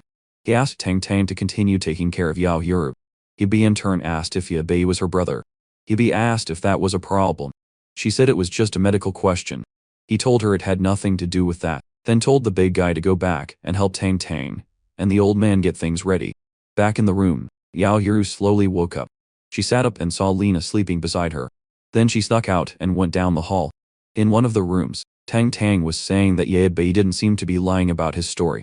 She took a sip and collapsed on the table, saying she had been hoping the problems would end, but they just kept getting worse. Yao Yuru appeared next to her. Tang Tang asked what she was doing there and told her to go back to sleep, but Yao Yuru said she couldn't sleep and wanted to go out for a bit. Tang Tang said everyone was sleeping, and soon Yabi would be back looking for her father, so there was no need to worry. Yao Yuru said she had overheard her talking to someone, and asked if anyone else was there. Tang Tang said she had heard correctly. She pointed to a head, and said, "It's him." Yao Yuru jumped up, asking why she was talking to a zombie. The head belonged to Tang Tang's childhood friend. "An idiot," she said. Yao Yuru didn't understand, so Tang Tang explained. He was kind, and she couldn't imagine why he wanted to be a doctor. He was rejected countless times, but he kept studying until he finally made it. In the end, he was the only one by her side. When people at the hospital tried to steal her research, he stood up and told everyone the truth. When the disaster struck, he was the only one who jumped out to shield her. Even as he fought and changed, he kept shielding her. In the end, there were so many pieces on the ground, she couldn't even tell which one was his. Still, she had collected them, hoping that one day with future technology, she could piece them back together and bring him back. Then she laughed and said she was kidding. She knew life wasn't that simple. Yao Yuru awkwardly asked if she liked him. Tang Tang admitted that strangely, he was the only one who had ever touched her heart. Then she told Yao Yuru to go back to sleep, because she still needed to talk to Annie later. Meanwhile, outside, Yao Yuru went to find Annie. Annie emerged from the water and faced her. They looked at each other for a moment. Yao Yuru introduced herself and asked how Annie was. Annie said she had to stay hidden. She couldn't let the organization find her. Yao Yuru said what they had done to Annie's body was cruel and asked if it hurt. Annie said even thinking about the past made her shudder, but lately she hadn't felt anything. Yao Yuru was silent. Annie studied her and said she could see Yao Yuru was in pain, too. She reached out and gently touched her. Yao Yuru asked how she could know. As the monster was about to say, "Humans are all the same," she suddenly passed out. Annie caught her with her fin and called for Tang Tang. Tang Tang rushed over, panicking. She demanded to know what Yao Yuru was doing out there when she had told her to go back to bed. Tang Tang put a hand on Yao Yuru's forehead and said, "If you keep this up, there's no way to save you." Yao Yuru just apologized and said she had a request. She wanted the doctor to help her complete the surgery. Meanwhile, Yabi was working on Optimus Prime 2.0. At the same time, in the city, Yao Yuru's father was looking for Annie and Lena. He didn't know where they had gone and wondered if the zombies had attacked them. It didn't make sense. He had secured the area and there shouldn't have been any creatures nearby. And the huge tire tracks on the road, he couldn't imagine what had made them. Then wings flapped overhead. He looked up and saw a dragon flying over. It circled a building, and he felt a wave of relief. But in the next moment, a man with a blue beard appeared and said he had finally found him. At the lab, Yao Yuru was in a tank. Outside, Ibi and the old man watched. Jiang said he wasn't sure about using that item to cure her. Ibi told him they just needed time for it to work. He had extracted the right energy part of the pearl, and as long as Tang Tang followed the formula, it would go smoothly. There might be side effects, but at least she would live. The old man asked if they had done this experiment many times in the future to know all this. Ibi said the cure was called the Elixir of Immortality, sold to the elite of that time. It worked for diseases, but eternal life was still a mystery. It didn't last long. The old man said a name like that made it sound more believable. Ibi said this was their last conservative option. After that, they would have to use the full material and see what happened. The old man nodded. Now it all made sense. That's why Xiao Hang was out on the streets looking for her father. He warned Lena the place was full of zombies and told her to watch the right side. She started to deploy the drone, apologizing that she wasn't used to it. Keeping up with all the camera feeds was hard, and she called herself a bit of an idiot. That's what she told herself. Davin told her to focus. They would find Yao Yuru's father soon. Lena suddenly said she had spotted someone who looked like him. On the road in front of the drone, a hooded man was sprinting for his life, running from a horde of level 1 zombies. His cloak wasn't working, so he tore it off and threw it. A grenade attached to it exploded right in front of the horde. It didn't matter. The zombies kept coming through the flames. Then a laser sliced through one zombie, and 2 more with it. Xiao Hang did a hard drift and stopped right in front of the man, who was staring at them. Stunned. The big guy opened the car door and asked if he was Yao Yuru's father. The man looked confused, but our bald friend snapped at him to get in. There was no time to explain. He had just been saved and the streets were a death trap, so he climbed in. The car sped off.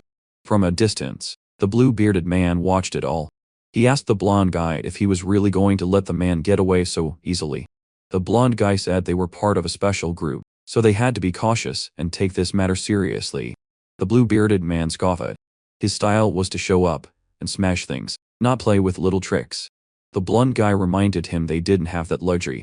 They had very few people left. It was thanks to the girl who had used a horde of zombies to attack their base, only to get them all killed. The blue-bearded man found it strange. A girl with a high enough ability to command 1,000 zombies, and she still lost to that base. The blonde guy said it was a sad situation.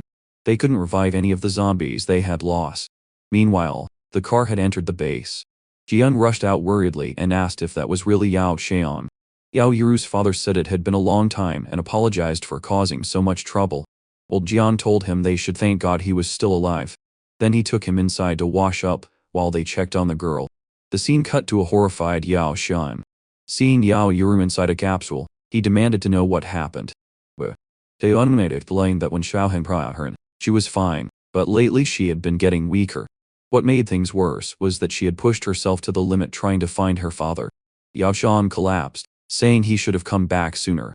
The old man told him to calm down. There was still a lot to discover. He handed Yao Xian a box and asked where it came from. Yao Xian knew they had found it in his car, but he had no idea what it was. Jian asked how he had gotten it. Yao Xian said he had been in contact with a man named Loro from a group called the Dark Society. At first, it looked like a charity organization. Loro had given him these pills, supposedly to help Yao Yuru, and he had never imagined the truth behind them. The old man asked if Yao Xian was part of the group and what the pills were really for. Yao Xian said the pills had caused a number of emergencies across the city. When he realized what the organization was, he wanted out. He kept working with them, hoping to eventually escape and get back to Yao Yuru. But when he finally ran and tried to get back, a horde of zombies had surrounded him, and this still happened to her. He said he had always taught Yao Yuru to spread love and kindness, but he had helped the wrong people. He broke down, calling himself an incompetent father. That's when Tang Tang came in and said Yao Yuru was still alive, still fighting. Then she told him to give blood since he was her biological father. No one else there could donate. He was their only hope. Yao Xiang immediately held out his arm and told her to take as much as she needed. The doctor cheered, saying it was a good thing he had arrived, or she would have had to use that material on the girl. The father looked confused, then screamed that he wouldn't allow it. The doctor couldn't understand why, and Jian asked what he thought he knew. Yao Xiang said he wasn't sure, but the organization was planning a massive experiment. Their target was the entire city, and countless lives would be lost. Jiang said it didn't matter. Most of the population was already dead, so there weren't many people left to lose. The father insisted they couldn't use that material on the girl no matter what. Jiang argued it was the only way to fight those guys, and besides they had nowhere else to run. Yao Cheng panicked and said they had to get out of there quickly. He rushed off saying he was going to grab Yao Yuru and leave. Then someone hit him in the back of the neck. Yi told him to shut up. Yao Cheng crumpled to the floor, unconscious. Yi turned back, get the blood, start the surgery. Meanwhile, in another part of the city, completely intact, something else was going on. Inside a bar, old Bluebeard sat. A long-haired guy asked how they had all ended up in the secret group. Old Bluebeard said he only joined because all his companions had died, and he was left alone. The blonde guy next to him said he needed to protect the ones he had left. The man at the counter nodded, saying he understood, and if they could become new partners, it would be incredible. He just expected more people in this secret group. Old Bluebeard told him not to worry. There were a lot of members. They were out recruiting. The blonde guy said he was curious what kind of society superhumans would build. They didn't need to eat, could switch to combat mode, and weren't even afraid of zombies. Still, he felt it would be hard for everyone to unite now. Old Bluebeard agreed. For now, they would wait for the advisor's feedback, but the blonde guy asked if it was really okay to keep getting information from someone from the future. Old Bluebeard didn't hesitate. It was the best option because she knew everything that was about to happen. He told the guy, Thang, that the advisor had said this blonde guy would become very strong in the future. Tang replied that if it was also from the future, why wasn't he interested in becoming a Superman? I just realized, this Fang is the main character's blonde friend from the beginning, the one who turned into the albino beast. Old Bluebeard said Yabe wasn't very stable. He was a coward who couldn't stand the success of others. But the blonde guy said the last time he had seen Yabe, he didn't seem like he remembered. Old Bluebeard laughed.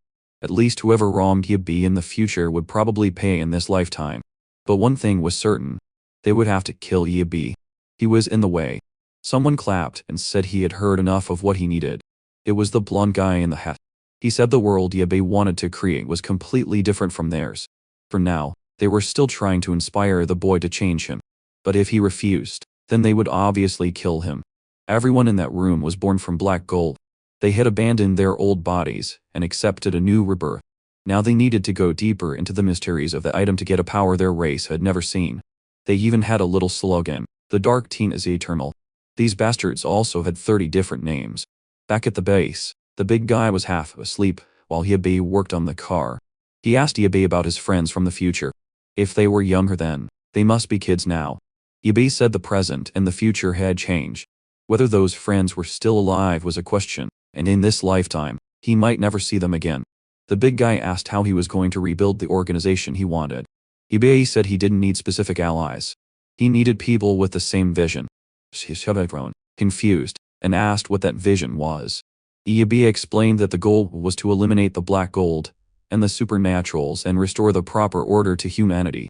The big guy said those were simple things to explain, but incredibly hard to achieve. Yabe explained what had happened to future generations becoming dependent on the black gold. To maintain their power, they had created zombie concentration camps where people were transformed to create more material. The problem was, under such a regime, the number of people kept decreasing, and those with supernatural powers didn't want to fight it. His group were the last rebels who still tried to fight the regime. Xiao Hang remarked that for someone who wanted to eliminate the black metal, Yabe was pretty good at using it to make things. Yabe said that to eliminate it, he had to understand it first. Once the enemies were wiped out, they would destroy any equipment they had created. Xiao Hang said it was impressive. Yabe lived by such a serious philosophy. Yabe told him not to praise him too much. If it weren't for his allies from the future, he would have given up a long time ago, and if it weren't for the people who had saved his life, he would be a zombie by now. Sometime later, Yao Shan woke up in a room upstairs. He said the weather had been strange lately. Xiao Heng said they should at least be glad the rain had lessened, but Yao Shan asked if they really weren't going to escape from that place. Xiao Heng said that based on what Yabe had told them, that group had spread all over the world, so it was pointless to run. Yao Sheng said he knew Yabe wanted to stay, and maybe the way he had raised her had made her too naive. Xiao Heng replied that after everything she had been through, she could make her own decisions and think for herself. She was stronger than he thought, and she was the one who had asked for the surgery. Yao Sheng said he knew, but he couldn't help but worry. Yao Heng said he used to worry about his son the same way, to the point where they fought. His son left home and cut off contact, and it was only after his son was gone that Xiao Heng realized they had never forgiven each other. Yao Xiang asked if his son was still alive. Xiao Heng said he didn't know. It was still a mystery, especially since he knew the boy wouldn't want to see him, but they had to leave the past where it belonged. It was time to end this storm. Meanwhile, outside the base, a giant robot was walking the earth. Yabe had built Optimus 2.0. The big guy stared, amazed, saying this was surely the ultimate suit. Yao Xiang said that if the guy from the other side wanted to find him, he would make sure that wish came true. He wouldn't let him spread so easily. He extended his arm Iron Man style toward the big guy, and said his mission was to hold the fort while he was gone. Don't worry, whoever shows up will be eliminated. Yabe told him to continue to take good care of Yao Yuru. The big guy agreed. Yabe activated his thrusters and flew away. The fool just stood there watching, saying it was so cool. Meanwhile, in another part of the city, the blonde guy was watching it all. The whole group was watching, and they knew it was Yabe. It was crazy. He had made a machine like that in such a short time. The advisor really doesn't know how to pick the best people, and now it's time to start the plan. Old Bluebeard was practically vibrating, saying he couldn't contain his excitement. The blonde guy told him to start the show. The creature transformed. His hands turned red. Something burst from his back, and he turned into a flying horned monster. Then he took off, and that was bad news if he was heading for the base. Inside, Yao Shan was running experiments. Jian was talking to Yao Yuru's father through the computer, saying that Yao Shan's compatibility was perfect. Yao Shan thanked him and said that before, he would have had to work his whole life to pay for a surgery like this. It seemed they were going to do a stem cell transplant. Yao Shan said he didn't know how to repay them, but Jian told him to focus on the cameras and watch for enemy attacks. Yao Shan agreed, and went back to searching. Suddenly, a purple ball of energy flew in, and exploded on the base. The whole place shook. Of course, it was the transformed old Bluebeard, hanging in the sky. He extended his arm again and launched a second attack. The place seemed to be protected by a barrier, but everything inside still shook. Jiang similarly asked if someone was attacking the base. Yao Shan said there was nothing in front, and the other cameras weren't working. Meanwhile, the big guy had run to his car, warning everyone there was a giant winged monster throwing fireballs. With such a surprise attack, it had to be that weird organization. Xiao Hang immediately told them to open the gate so he could go out and deal with it. Jian agreed, but told him to be careful. The gate opened, and he drove out. From the roof, the new torpedoes Yabi had installed started firing. The big guy said the enemy would pay for daring to attack the old man's base. The laser fired and old Bluebeard was startled. The bastard barely dodged, but the next volley was coming. Meanwhile, Yabi was flying far from there. He felt something was wrong as the communication devices went down, as if he was entering territory controlled by those guys. He would have to be ready to fight with all his might. Then he felt something. He swerved to the side and dodged an attack. A few robots stood on the ground made of black metal. He recognized them immediately as the work of the Dark Society. So now he was sure someone had come from the future. He fired a laser, but the creature defended itself. Yabi had to admit they already had that technology. He flew up, stomped on the creature's head, and punched another robot. The Transformer-style fight had begun. He dodged another attack, pulled out a claw, and plunged it into one of their chests. As soon as the first one fell, he looked up and saw 5 more coming. Why were there so many? How long had these people been back from the future? He answered with a volley of missiles. They hit their mark. 4 of them exploded in the sky, and he finished another with a laser. Back at the base, the big guy continued to try to hit old Bluebeard, but the creature kept dodging. The long-haired guy asked if they were going to invade the base now. Loro confirmed it, but said the guy was afraid of the electric fence and the poison gas. They would go in, just not now. If they rushed, they'd be wiped out. It was predictable. That's why Luro had other plans. Yao Xiang suddenly warned everyone that the big guy seemed to have scared off the winged creature. He asked if Yao Yuru was okay, and how the surgery was going. Then something appeared on his neck. Blood spurted out. He fell to the ground. The blonde guy appeared from his corpse. He said the blood mark was perfect to put on him. Even better, since it seemed he was in the control room. Outside, Dao Hen was having a blast. He launched another volley of torpedoes at old Bluebeard. The creature tried to escape, but realized it couldn't and turned back to cast a spell. It blew up some of the torpedoes, but a laser hit its hand. The sky flashed, and it fell to the ground like trash. The big guy was thrilled. The car's combos were amazing. He moved in on the creature. Old Bluebeard started to form another fireball, and then slammed it into the ground. The explosion flipped the tank. The car rolled, and old Bluebeard said this was where it ended. He jumped in, and with both feet on the tank's side, crawled closer. Time to open this can. The big guy didn't flinch. He opened the door right into old Bluebeard's jaw. Then he pulled out his pistol and fired. The monster tried to dodge, but the shot still hit its shoulder, sending it back. And if you thought the big guy was going to stay in the car, you were wrong. He slid down the hill and threatened him. Old Bluebeard laughed and said he finally understood why he had been sent here. The big guy asked what he was talking about and why he was laughing. The monster kept laughing, calling Xiao Hang's name and saying it had been a long time since they had seen each other. Then he started to transform back and asked if Xiao Hang recognized him anymore. That's when Xiao Hang recognized him. Meanwhile, back at the base, Tang Tang was looking over Yao Yur. She seemed relieved that nothing had fallen on the capsule.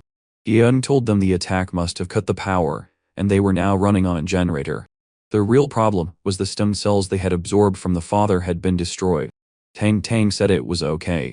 They could ask him again. But then the blonde guy walked in and said, unfortunately, he won't be able to come back to this place. Jianmen turned to him. Who is this guy? The blonde guy introduced himself as a member of the organization and apologized for what had happened. The old man, stunned, couldn't tell if they had broken the barrier or taken down Xiao Hang. The blonde guy said he wasn't that hostile. He had just borrowed a bit of Yao's flesh. Jian's face hardened. He was saying he had killed Yao Xiang. The blonde guy said that for humans, he was dead, but now he would become a zombie, which was even better. He told Dr. Tang not to worry. They wouldn't hurt her. Jian ordered him to get out. No one here was going to help him. The blonde guy said it seemed Yabi had told everyone everything, but maybe they shouldn't believe him completely. From what he'd heard, Yabi was the kind of person who would abandon others when he needed to save himself. Meanwhile, Yabi was smashing the giant robots into the ground. He glanced over and saw 2 more coming. A girl was watching him. She was definitely one of the ones who had also come from the future. Yabi finished another robot, and the others opened fire. He blocked it easily, turned, and took down the last two. Their bodies started to vaporize. Still, something was wrong. These things were too weak, like basic construction robots. Then a gate started to lower. Something else was waiting inside. Two white legs stepped out. A flamingo, peacock, lion, whatever, stood before him. He muttered that style-wise, this side never disappointed. The creature screamed and charged with a roar. Yabi dodged, but she had activated something in her stance, and kept coming, blasting him back. The monster continued its chain of attacks as he glided and dodged. Then she activated something in her eyes, and aimed at him. A slow light. He didn't even have to look straight into her eyes. He froze. Purple fire came out in a volley. He couldn't move in time. The boy was on fire. Back at the base, Xiao Hendamu wanted to know why the Kata was still alive. Old Bluebeard replied that was what he wanted to know about Xiao Hang. Xiao Hang pressed him. What was going on? Why was he with this group? Was he the one who had betrayed them and gotten Xiao Ye and Akun killed? Old Bluebeard said he had something to do with it, but he hadn't done it on purpose. The big guy yelled, asking why he had betrayed everyone when they trusted him like brothers. Old Bluebeard said their act of robbing from the rich to give to the poor was always going to fail. On their left mission, the police had caught them, but the new organization had arrived in time. They had saved him, and he had managed to save his injured friends while Xiao Hang disappeared. The big guy demanded to know if he had saved Akun and Xiao Ye. Were they still alive? Old Bluebeard hesitated, and then said yes. Everyone was safe. They should work together like they used to. The big guy snapped. What kind of joke was this? He already knew the organization wanted to wipe out humanity and build a world only for the transformed. Now he was sure Old Bluebeard had transformed, and he had probably done the same to their two old friends. Old Bluebeard said that life was over. They couldn't keep living like that forever with no identity, hunted by everyone. Here, in the new organization, they were Supermen. They could change humanity. That's when his tail got sliced. The big guy had hesitated, but he still cut a piece of him off. He asked again. Were Akun and Xiao Ye okay? Old Bluebeard's expression changed. He said the big guy was as annoying as ever. Then he flew away, warning that if the big guy didn't want to talk, he would take him to them. Back at the base, the old man told the blonde guy that Yabi was weird, but he was sure the boy had tried harder than anyone to protect Yao Yiru. Sung Bin thought for a moment. How do they explain this? Why does a little girl locked in a capsule used to create superpowered people? He said he got it. Yabi wanted to create psychics who would follow his every command, and Yabi had hidden his identity as a mechanic pretty well. He went to the computer and said, "The so-called apocalypse mechanics are black gold fanatics, experts in experimenting on the human body." Tian asked what he was going to do. Sun Bin said he was just helping the boy finish what he wanted. With a little adjustment, they turned the girl into a psychic loyal to the dark side. He pressed enter. Now, with one more superhuman, the organization was stronger. The old man cursed him as the scum of humanity and charged with an iron bar. A flame flashed and melted at mid-air. Chuo stood next to the blonde guy and warned him to be careful not to play with fire in a place like this. The long-haired guy said he couldn't wait to meet the new company. Not to mention he had a special connection with her. The blonde guy ordered him to disable all the defense tools. He said he was on it, and then started screaming in frustration, mad that there was nothing to burn. Then he spotted Lena on the ground. Could he burn her? No one had said they needed her alive. The blonde guy approved. He went over and told her to scream a lot as she started to burn. He grabbed her hand and the whole place shook.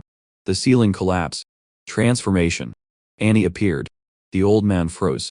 Annie activated her eye power. The next second, she had finished everyone in the room. Bodies fell to the floor. Tang Tang thanked her and told her to take care of the bastards in the lab. Tang Tang rushed to the computer, trying to undo Song Bin's changes, but she couldn't. Annie activated her power again, this time on Yao here. Tang Tang stared, impressed. How was that power weakening the power of the black metal? If so, she told Annie to keep at it and slow the mutations. Tang Tang remembered Yabi telling her to activate the backup protocol in case of an emergency. Then suddenly, a green slash ripped through Annie's back. Thang, that bastard. He said it seemed he had found the person the organization was looking for. He threw another slash, but Annie dodged. Annie opened her mouth wide and shot water at him. He glided to the side. The clash sent Tang Tang's pieces flying all over the floor. Back at the enemy's base, the creature had just set Yabi on fire. He put up a barrier, saying he was wasting too much energy in that place. Time to end it in a flash. He pulled a soldering iron from his hand and aimed at her. The creature burned and tried her eye attack, but he dodged. He fired 2 torpedoes that hit next to her legs. And as she looked down, he was by her side. He used his chainsaw to cut one of her legs. She fell and he immediately smashed her. Above them, the white-haired girl watched and said he had passed with flying colors. He stood before the flames as the creature was consumed by them. Then he glanced back and fired a laser at the girl. The top of the base exploded. He looked up. She was gone until she appeared next to him, saying he really deserved the title of master mechanic. He swung at her again, but the damn kid teleported away. She reappeared on the other side and said it was a shame he hadn't joined the mechanic committee. Yabi was pretty mad, wondering why he kept running into people with teleportation powers. He flew toward her, but she just extended her hand. His robot suddenly stopped working. He felt it. His energy was draining. What was happening? He demanded to know if she was the traitor of the committee and what time she was from. She said she was once the great sage of the northern mountain. She had worked with a mechanical council he should know. She lowered her hand and Yabi's robot fell to the ground. He couldn't understand why everything had suddenly become so heavy.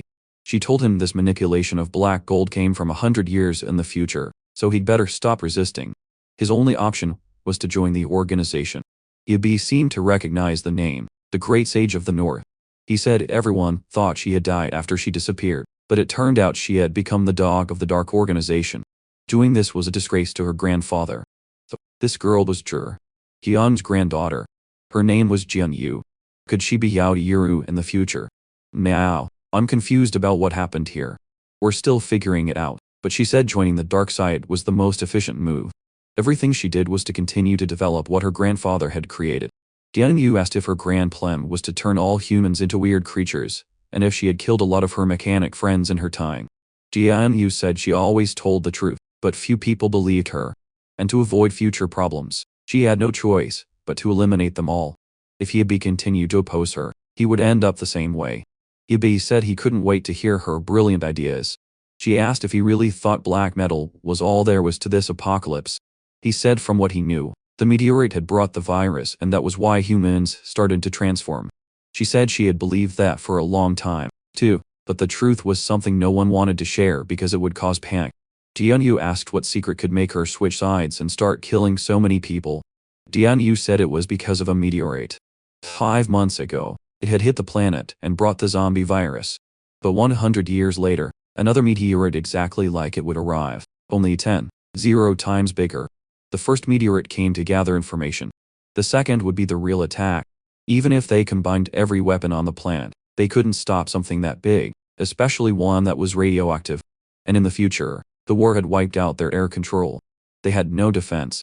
As a last resort, the committee had an epiphany and started building ships to escape the planet. But luckily, she had found the same time travel machine that had been used. This machine seemed to be limited to the consciousness of 2 people. But that was enough. Furious, he asked if everyone was going to die anyway. Why was she turning them into zombies? Yabi said from the moment the first meteorite fell, it was inevitable. Everyone would eventually transform into creatures. She was just speeding it up by distributing the black gold. To save humanity, they needed to gather all the superpowered people and stop the coming disaster. Meanwhile, back at the base, Annie was fighting Feng. Jin was trapped under the rubble when Dr. Tang appeared, unconscious. Suddenly, Song Bin appeared saying that was a close call. He said risking everything like that was crazy and asked if everyone was okay. He started to pull John out and said it was good to see he was still alive. Then he said he needed to take him alive, one of his granddaughter's requests. The old man was confused. He didn't even know she was still alive. The blonde guy said she was extraordinary, the great sage of the mechanics. A century in the future, along with their organization, she had conquered the entire Earth. Still confused, the old man asked if he meant Jian-yu, and if she had really joined them. The blonde guy said she was the great sage behind the organization, and she could have gone further if she had legs. And I don't know if the translation is wrong, but he said one of old Jian's experiments had caused an explosion back in the day that cost her legs. Apparently, Dung's son had sent her abroad, but she never resented the old man, and that had hurt Song Bin. He said he must feel guilty, so it would be good for him to see her. After all, he assumed that's why Jian had tried so hard to take care of Yao Yuru since they looked alike. He then kicked Ju. He hit his head, telling him to wake up. He ordered him to take the old man and Dr. Tang. They were going back to the base. Then someone walked in. They looked lost. It was Yao Yuru's father, transformed. The blonde guy snapped at Shu to finish everyone and take them. But Jua was on the ground, shaking. Adam's friend had Batmo, covered in dirt, and was approaching.